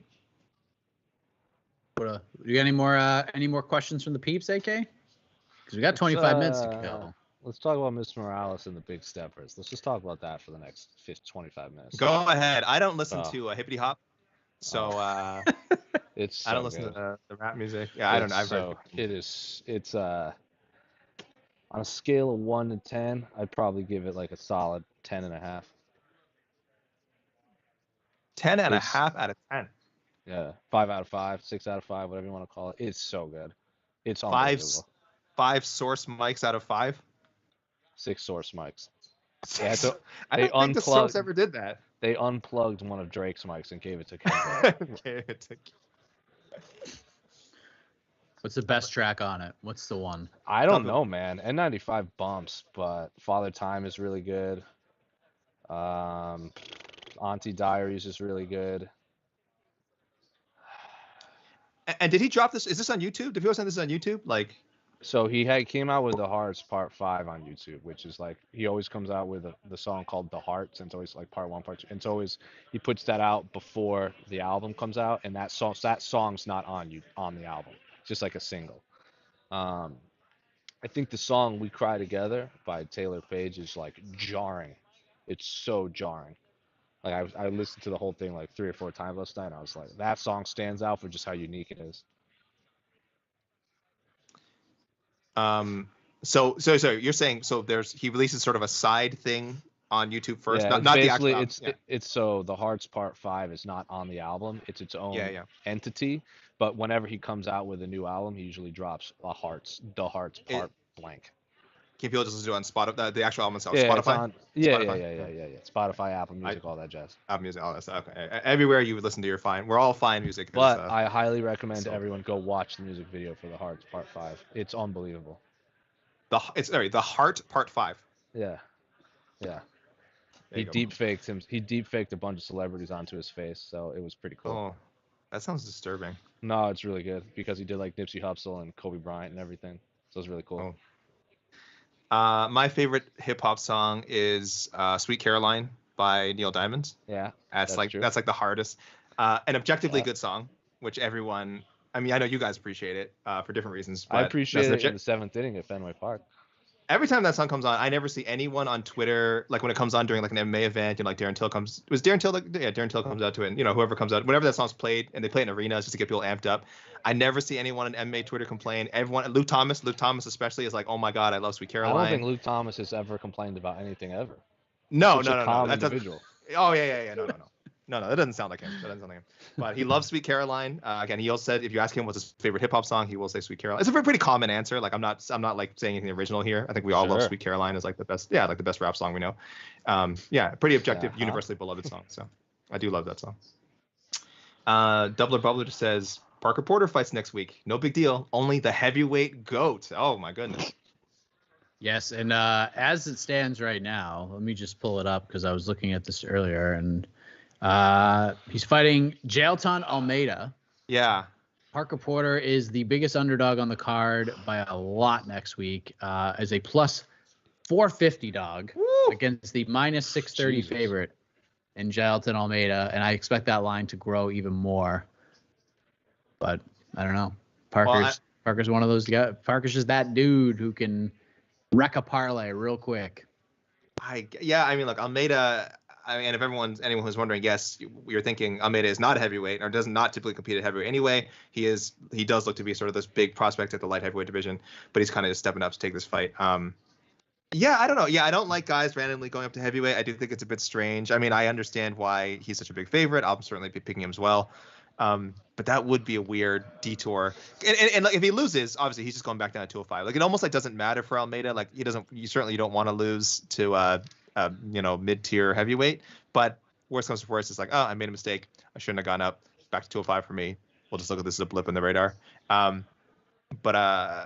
Yeah, so it's almost like there's nothing to lose, but at the same time, that would be a little weird little feather for Parker Porter to have in his cap to say he beat a guy who might be like a future UFC light heavyweight title challenger. Yeah, and then he'll fight Andrei Arlovski next. How funny would it be if he beat Jailton Almeida and then Almeida went on to become like UFC champion, and then Parker Porter could say he fought both Jailton Almeida and John Jones. That'd be random, right? Be unbelievable. Be asked about both those fights for the rest of his life. That'd be so random. It's like, how did you end up crossing, the 6 degrees of Kevin Bacon? Like, how did you become the guy who connected these fighters? Now, if I somehow went to Las Vegas next week and watched that fight, I could be the one who said I was live at both of those fights. John Jones defeating Parker Porter and Jailton Almeida defeating Parker Porter. How about that? There you go. Who are we waiting for to weigh in? Once Merck's Cater wants to know. We were waiting for Carlos Candelario. Came in not even at the end. Like he came in with like 15 minutes left. He had like quite a bit of time left, right? He didn't like wait till the very, very end of the weigh-ins, right, Mike? No, he waited at like 1:15. Something like that, yeah. Yeah, he came in 0.5 pounds over. Oh, he came 1 pound over. They broke out the box of what turned out to be the box of shame because he was still 0.5 over. But Las Vegas, check with the doctor, gets another hour. And we're estimating he has till about 11:15 local time. So about another 15 minutes, regardless of where you are, about another 15 minutes. And that is the one guy, the one holdup. Everyone else successfully made weight. Jan Blachowicz and Alexander Rakic, the main eventers. So just Carlos Candelario. 18 minutes to go. He's taking every second, AK, just the way you like it. What questions do you guys have? People send in questions. I'll tell you, we're still answering questions if you got them. Because we can talk more about Kendrick Lamar, how good Sweet Caroline is, what does GC stand for, the NBA playoffs. You guys have any NBA playoffs questions? I've been watching vigilantly. I'm certainly happy to answer. David Sending says Chris Gaines, the greatest rapper of all time. I hope we're talking about the alter ego of Garth Brooks. I think we are. Oh, in that case, Lost in You. Oh my God, I think that song slams. Slams. I have to go. I don't work at MMA fighting anymore. Oh my God, amazing. This is what when AK's on. AK hasn't had his sugar in a while. He starts to say things that he doesn't mean. Ron Swanson says not Will Smith. Oh, I mean, yeah. Look, we're talking about hard ass gangsters. I mean, Will Smith's getting jiggy with it. Miami. Summertime. Come on. Summertime. Dude. Yeah, I'm sorry. How dare I forget the Jazzy Jeff era? Parents just don't understand. My God. Chris Cross. Can people shout out Chris Cross? Halloween song. Oh, come on, jump, dude. Jump slaps. Oh. I missed the bus. Make it a Mac Daddy. Oh, I used to call myself that. That's Chris Skilo. I wish. Come on now. I wish it was a little bit taller. I wish it was a baller. Who's the best Canadian rapper? Okay. Snow. Tell him. Yeah, that's the correct answer. But most people would say Drake. Most people would say Drake. Those people are wrong. Who did he beat? I'd love to hear Drake try to do what Snow did in Informer. Oh, hell no. Can't do it. He can't do it. Choclair. Cardinal Official. Come on, people. If real talk. Because you know how sometimes, when you're in Canada and you're Canadian, you might walk out to Drake to get, like that hometown pop or something like that. Mm-hmm. If someone walked out to Snow, would that place pop like the arena? Has that not happened? Has that never happened? Someone has to. Couldn't tell you. I feel like Angela Hill would do that if she was fighting in Toronto. Walk out to Snow. And she should. Informer. Does she? Does she have a standard theme? Does she have a? I'm trying to remember. Does she have a theme she always uses? No, South that's Carolina. that's a Damon Martin question. Yeah, he really keeps track of those. Yeah.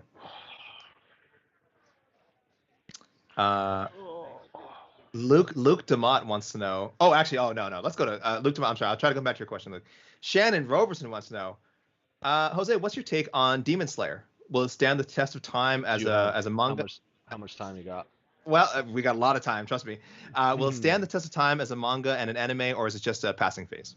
Nah, it's anime and mangas are generational. So like obviously I think it's not the best, but the most iconic anime of all time is obviously Dragon Ball Z or Dragon Ball, like that IP. And that was like the 80s and 90s, and then it obviously transitioned into One Piece, Naruto, Bleach, like all of those shows.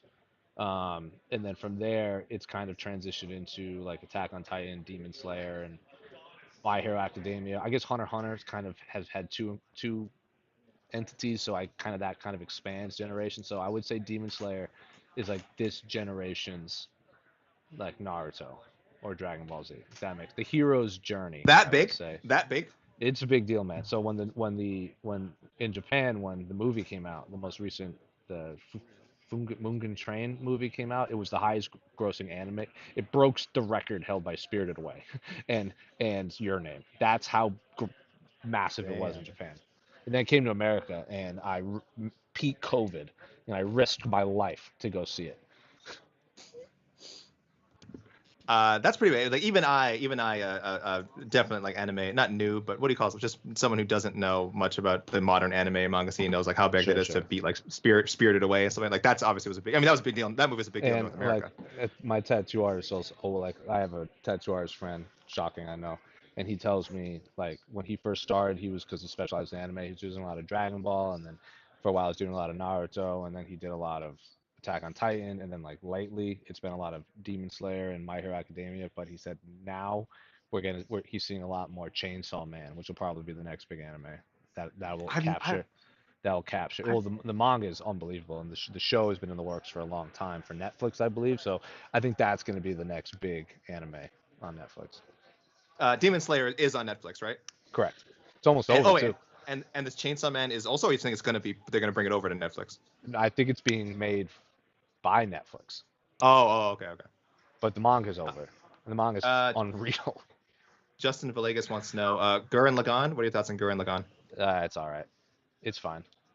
It's really popular. It's just not my bag of tea. Yeah, I've heard of it. Scott McCrae is, I don't know if he's joking. He is saying Gaethje walked out to Informer at World Series of Fighting. I'm gonna need someone to send me a clip or something if that's true. I don't think, because I would have heard of that, and I just kind of did a quick Google. Nothing came up, but also, I mean, I don't know how well chronicled World Series of Fighting walkouts are, so it could be true. It'd be amazing if he did. Can anyone else verify this? Justin Gaethje walking out to Informer by Snow. I'd never heard of that. What was the question? So Tristan Gordet. Tristan's smart. Guys, this is an open, by the way, we're still taking questions. Tristan's is the only one asking questions, so he's getting all the time here. Tristan wants to know how many, this is a really good question, because I don't think I know the answer. How many more wins does Caitlin Chookagian need for another title shot against Shevchenko? If she beats Hebus, that'd be 5 wins out of 6, and her 4th straight win. I mean, how far away is she? I think like still 2 fights away. I don't know. Unless she starts one punch knocking people out. Against Shevchenko, she needs like 10 more wins. I mean, it's ridiculous to say when you look at some of these other divisions, but she needs 10 more wins to fight for the title again. It's just the way that it is. Sorry. At least it 2 is way too low. I mean, I'm exaggerating with 10, but it's gonna feel like 10. Well, I mean, if she knocks off some of these young gunners, like she should be trying to knock off some of these young gunners before they get like Casey O'Neill, and I say young, I mean young as in relative to the UFC and relative to MMA in general. Manon Fiorot, Aaron Blanchfield, and Casey O'Neill. If she like knocked off those 3, Alexa Grasso's still there. Alexa Grasso was probably again a fresh challenger. I get it, but I'm saying while Alexa Grasso gets a shot ahead of her, maybe Andrea Lee gets a shot ahead of her. If she goes way back in the line and faces some of the prospects that are coming up, like some of these three who we have like said, oh, we're pretty sure they're going to fight for the title at some point. If she knocks them off before they get to that point, maybe. So I'm saying like I think like three wins after Ibas with the right opponent. So I'm saying seven wins in a row. It sounds so hard. See? But that's where we're at right now. And she has to throw in, like, during the 7-fight win streak, during the 7 more in a row she has to win, she has to get like 4 or 5 finishes. And imagine, Mike, if she loses on Saturday. Then I mean, she needs 38 more wins. If she loses to a 115er on Saturday, you probably will never see her fight for a title again. And it has this has a split decision rating written all over it. It has split decision written all over it. Oof. Please, can he, Christian, let's go. David Sandine, can Hibas win this fight? Christian M asking, can Hibas take Chookagian down? Sure she can. Yeah, I think she's a very powerful grappler. And Chookagian has great takedown defense, but again, styles make fights, right? I don't know. I'd have to look at Chookagian's matchups. Yeah, she's done good. Jennifer Maia is good, but Jennifer Maia doesn't have like amazing takedowns though. Cynthia Calvillo is not a bad wrestler, but so she, you know what? She has fought good grapplers and beaten them. So yeah. It's certainly has not been a proven path to victory to beating Caitlin Chookagian. That is sure. Something's happening over there. Yeah, there's movement. There are people moving to the back. I mean, there has to be soon, right? I think he's. We're 9 minutes away. I think he's standing on. I can't get an angle of it, but it looks like. Okay. I hear the steel slapping. I believe Carlos Candelario might be get out waiting. of my shot. Jose is holding court down there at the Apex. I've never, Mike, have you? Obviously, Jose's that's like a second home for him. Mike, have you been to the UFC Apex? I've never been to Las Vegas. Oh, you ever. never? That's right. You have never been to Las Vegas. I hope that changes this year, but I've never been to Las Vegas. It is never wonderful for 4 days. Yes, and that's about as long as that. 126. He made weight. He made it. They're saying he made it. Okay. He made All right, it. hold on. Mike, take over. I got to send a spicy tweet. It's the spiciest. Carlos Candelario has made weight 126. His fight with Tatsuro Taira is now official. Congratulations, Carlos Candelario. You did it. Proved the doubters wrong. You made it happen. 126. Celebrate good times. Come on. Da, da, da, da, da, da, da. If I sing it badly enough, we can't get demonetized, right? It's not going to detect Informer. boom boom down. I'm so sorry, guys. We've been on the weigh-in stream for like 3 hours now, so please bear with us. All right, so I believe we're getting the face-offs probably any moment now. Sandwich, Massachusetts native Brendan Fitzgerald walking around, getting ready to get these face-offs going. So there we go. No hiccups on the scale.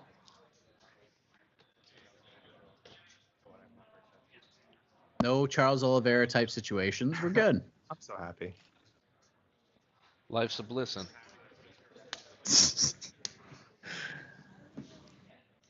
So hopefully we get these going. And then we have to get ready for the preview show, which is we might have to push preview show back a little bit if we're being honest. But I don't know. Maybe we'll just fire right into it. I don't know. Who cares? We'll get into it. Either 3 or 3:30, we'll go. I believe it's me, Jed, and AK on the preview show.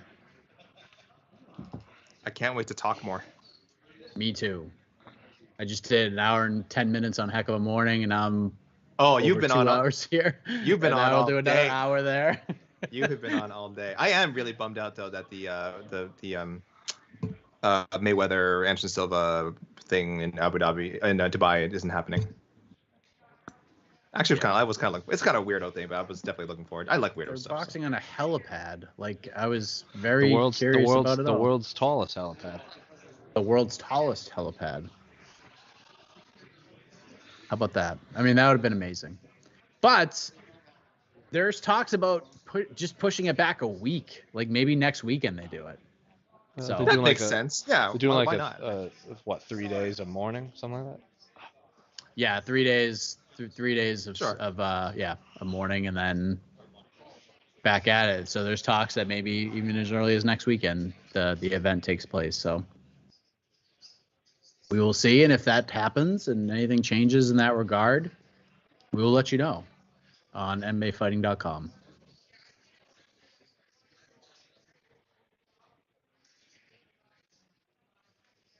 You're saying things, but no one can hear you. Tomorrow is just UFC Vegas 54, though. Yes. And Bellator is still going on right now. Bellator prelims are happening right now. Oh, that was exciting. Sweet, sweet, sweet prelims. I thought you were gonna say "Sweet, Sweet, Sweet Caroline," and I would have been like, "I'm ready to start going." If you want to start singing that song. No, we're still waiting for the AK. Still waiting for the AK remix. See. Oh, what did we say we were gonna do? We said we were gonna do it. Why did we say we were gonna do that? Just for fun. No, we were gonna remix to what though? Sweet Bellator. Right? I mean, it would work. I'll do it. I'll do it. I will do it. It will work. Yeah, it's such an easy song to do. Guy, I gotta remember Sweet Bellator. Guys, if you have ideas for lyrics for Sweet Bellator, hit me up on Twitter. Where are your cards? Da, da, da, da. I can't pretend to notice. Yeah, anyway. This is easy. We could just freestyle it right now, but I will not expose people to that. Guys, hit me up. My DMs are open. Hit me up on Twitter at Alexander KK Lee. If you have lyrical. Oh, what's up, dog? Who's dropping Oscar a was beat? very nervous about me for a second. What? Didn't I could beatbox? First it was Spike. Then it was MTV2. Who would believe they go to the zone? What'd you guys think of? So I'm wearing pearl necklace today, and Oscar seemed very confused by my fashion choice. Is this an homage to Martha Wayne? No, I woke up and I was like, you know who's cool? Marge Simpson. So that's what I went with. Oh yeah. Her iconic. It's an iconic look. Yeah. Yeah. People seemed like they weren't offended at all by my safety pin earring and weird line in my eyebrow. So I went further into the rabbit hole for this one. Yes, if you've missed that, you can watch Patty Pimblett and Molly McCann give Jose a bunch of crap last week. At good fun. Guest fighters, all in good fun. Oh, Mike, can I squeeze in another question before the people start coming up? I think you can, because I don't see any movement going on. Shannon Roberson, who asked the Demon Slayer question before, would like to know, Mike, who would be your dream? It's kind of a hard question to answer. Who would be your dream surprise call-in on Heck of a Morning? Celebrity, MMA star, or fellow media member? People keep in mind, I already called in and surprised Mike this morning, so that's already off the list. So now who would be your next favorite surprise guest on? You know, I've been thinking about this a long time, and yes, AK, you were right. You were number one on that list. That's off the list now, crossed off. You were number one on that list. I mean, this is the easiest question I could ever be asked, and the correct answer is the People's Champ, the great one, The Rock. It would be The Rock. It would absolutely be The Rock. For those who are not aware, I have been a fan of The Rock for a long time. Even as soon as he turned heel and joined the Nation of Domination, I was a big fan of The Rock. I went to my Halloween dance sophomore year in high school as The Rock, as the People's Champ, with the button-down leopard collared shirt. My God. The chains, the fake sideburns, everything. The sunglasses, all of it. I knew. And my friends in high school used to make fun of me. But the last time I went home to good old Burlington, Mass, they were like, you know what's crazy? I was thinking about you the other day. Like, you were the first one that thought The Rock was going to be a big deal. And I said, I told you. I just had a feeling. I mean, no one could have predicted this. But, yeah, I was a big Rock fan. That would be the one. Rock just chimes in. I see request from The Rock. Yeah, I'm going in on that, 100%. Yeah, it is still surreal to me to this day that a former professional wrestler legitimately became one of the 10 biggest Hollywood stars in the world. Like you could have seen him becoming a movie star for sure, but like becoming an actual like A-lister. And the A-list, by the way, Bill, is a lot shorter than you think the what I consider to be an A-list actor anyway. Like I think people who don't who don't remember how like well, I mean, he was part of that boom period of like the Attitude Era in the late He's 90s. also when Excuse me, early 2000s. he had the highest contract for a actor making his Hollywood debut. Yes. Scorpion King, $5 For the million. Scorpion King, yeah. Crazy. Cinematic And classic. people do forget though, it actually did take him a while to make the A-list though. He had a lot of like, and some of the movies were like got good reviews, but like it took him a while to make that like where now he's like consistently Well, it's because he wasn't going as The Rock anymore. He was trying to be Dwayne Johnson, and then he returned to WWE and did all that jazz.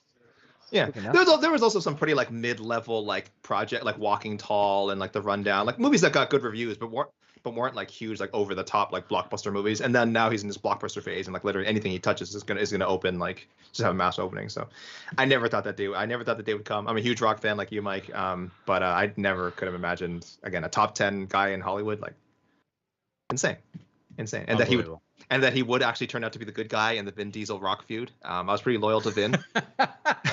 I'll be honest with you. And I thought Rock was, I mean, I like both guys. I was kind of like, I think Rock's a little bit out of line here, but I think the last like 3 or 4 years have shown Vin, maybe not that dude. Maybe not a great guy. Vin doesn't strike me as that guy. And again, I don't hate Vin Diesel, but I think in this Fast Furious drama, he's not coming out great. Dude, I'm like 80 I think that's more than fair to say. Still waiting for these face-offs to happen. Property. Not sure what the delay is here. Hopefully it's done soon because my kid gets out of school in 20 minutes. I gotta go pick him up. Well, David Sandy says, I don't even see anyone lining Jose? up. I don't even see anyone lining up. Yeah. What are they waiting for? And everyone's just chumming it up. Oh, we're just having a good time. David Zandy says Rundown is amazing. War Ernie Reyes Jr. Yes, Ernie Reyes Jr. is a classic. I met Ernie Reyes Jr. backstage at Bellator. Shut up. Bellator Phoenix. Shut up. He was the only. I think he told us. Me and Sean Al-Shadi were back there, and so I learned. This is exactly how this interaction went down. I learned that Scott Coker was actually Leslie Nielsen's stunt double in Surf Ninjas, which absolutely baffled me. And I was like, what? Scott Coker was Leslie Nielsen's stunt double? He was one of them in Surf Ninjas. And I was like, that's unbelievable. That is insanity. So next time you interview him, Mike, ask him about it. So then after we close his post-fight scrum, I like turn my thing off. I was like, hey, Scott, were you actually in Surf Ninjas? And Scott goes, yeah, but so is he. And he pointed over to this very short Asian man in the corner. I'm like, are you Ernie Reyes Jr.? He's like, yeah. I'm like, oh my god!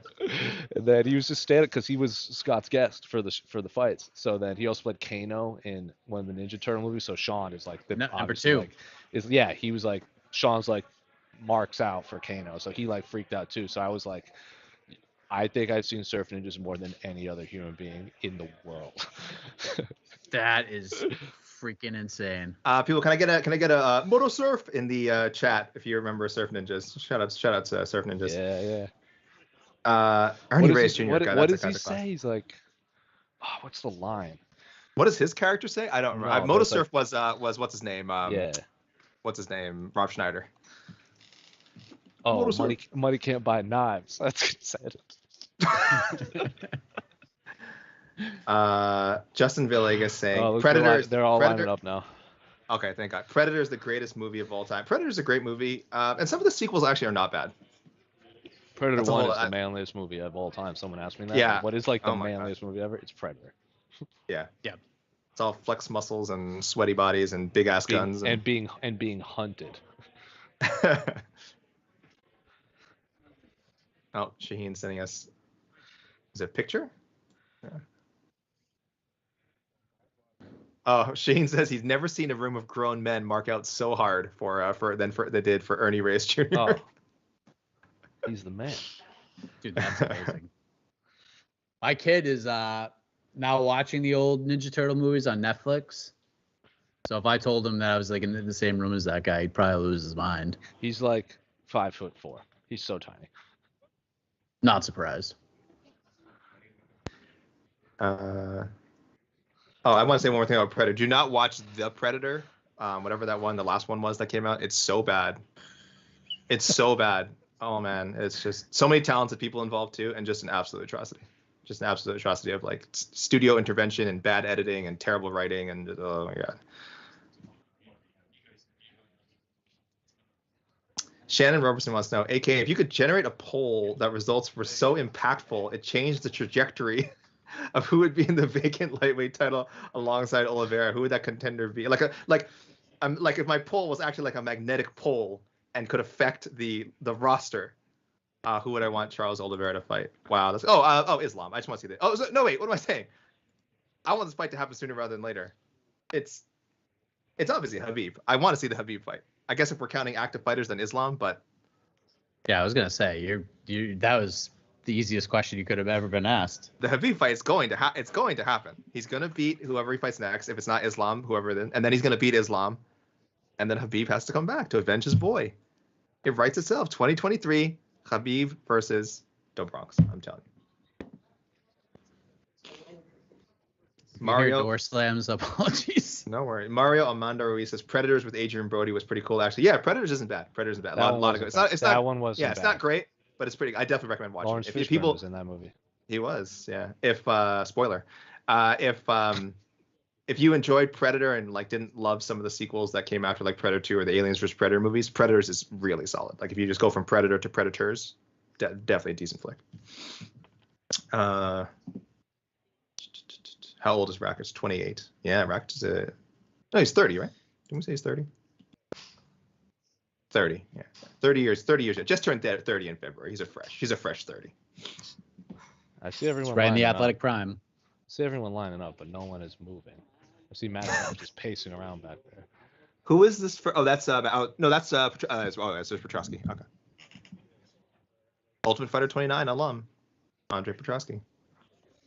There we go. I think we're ready. All right. We'll start in the middleweight division. Andre Petrosky is taking on Nick Maximov.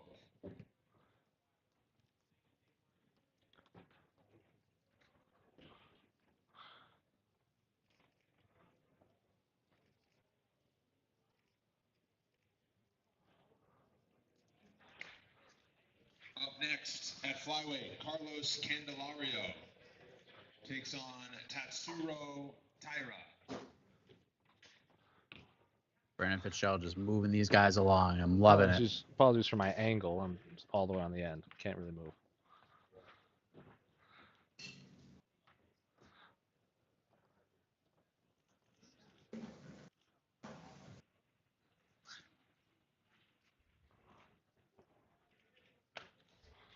Up next, a strawweight bout. Angela Hill takes on Virna Janjidova.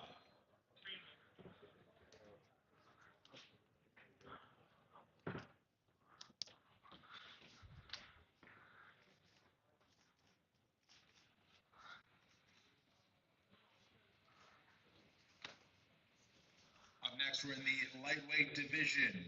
Alan Patrick takes on Michael Johnson.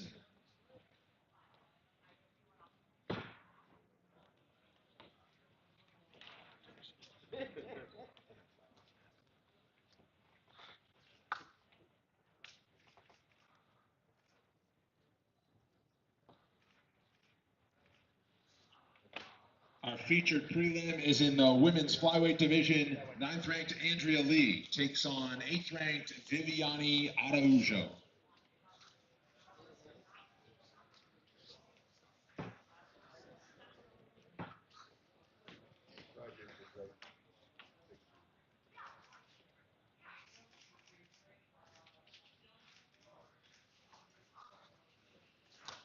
Main card is on ESPN2 at 7 o'clock local time, 10 Eastern.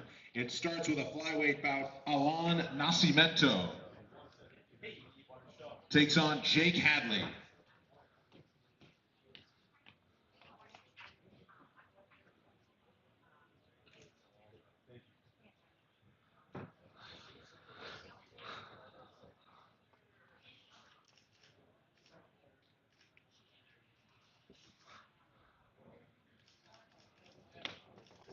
Up next, we're in the lightweight division. Manuel Torres takes on Frank Camacho.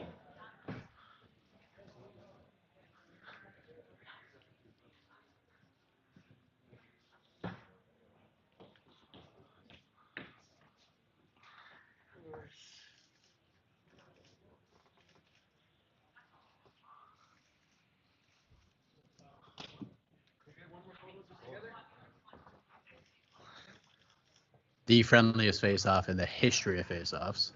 Frank is a sweetheart. Up next, we're in the women's flyweight division. Amanda Ribas takes on Caitlin Chukagian.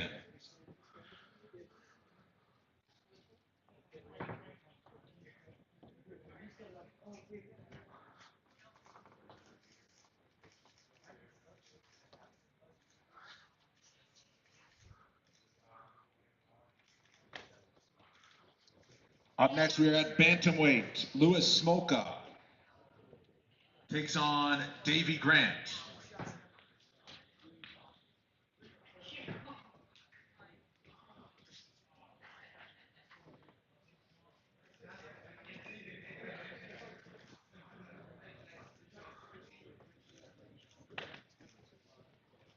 Co-main event is in the light heavyweight division. Iwan Kutelaba takes on Ryan Spann. You hear that, AK? Co-main event. I didn't hear it, and I chose not to. Jesus. Rubik's Cube in hand.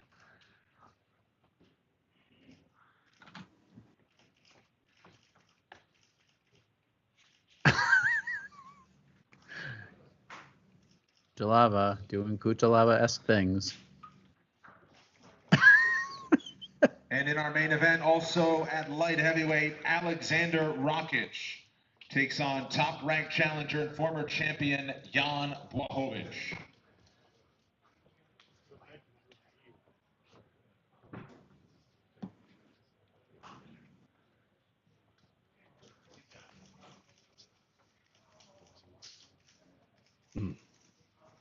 They're real close.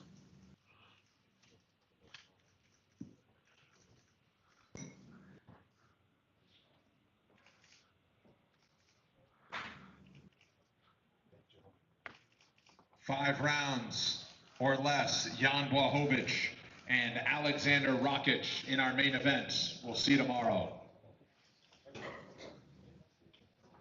I mean, maybe we'll see you tomorrow, Brendan, but for all of you watching this right now, we're going to see you in about 33 minutes for the UFC Vegas 54 preview show after a 2.5-hour weigh-in program. How about that? So much fun. So, until then, for Jose, for AK, I am Mike Heck. Thank you for watching on this journey through weigh-ins. We will preview the card in about 33 minutes. We'll see you then, everybody.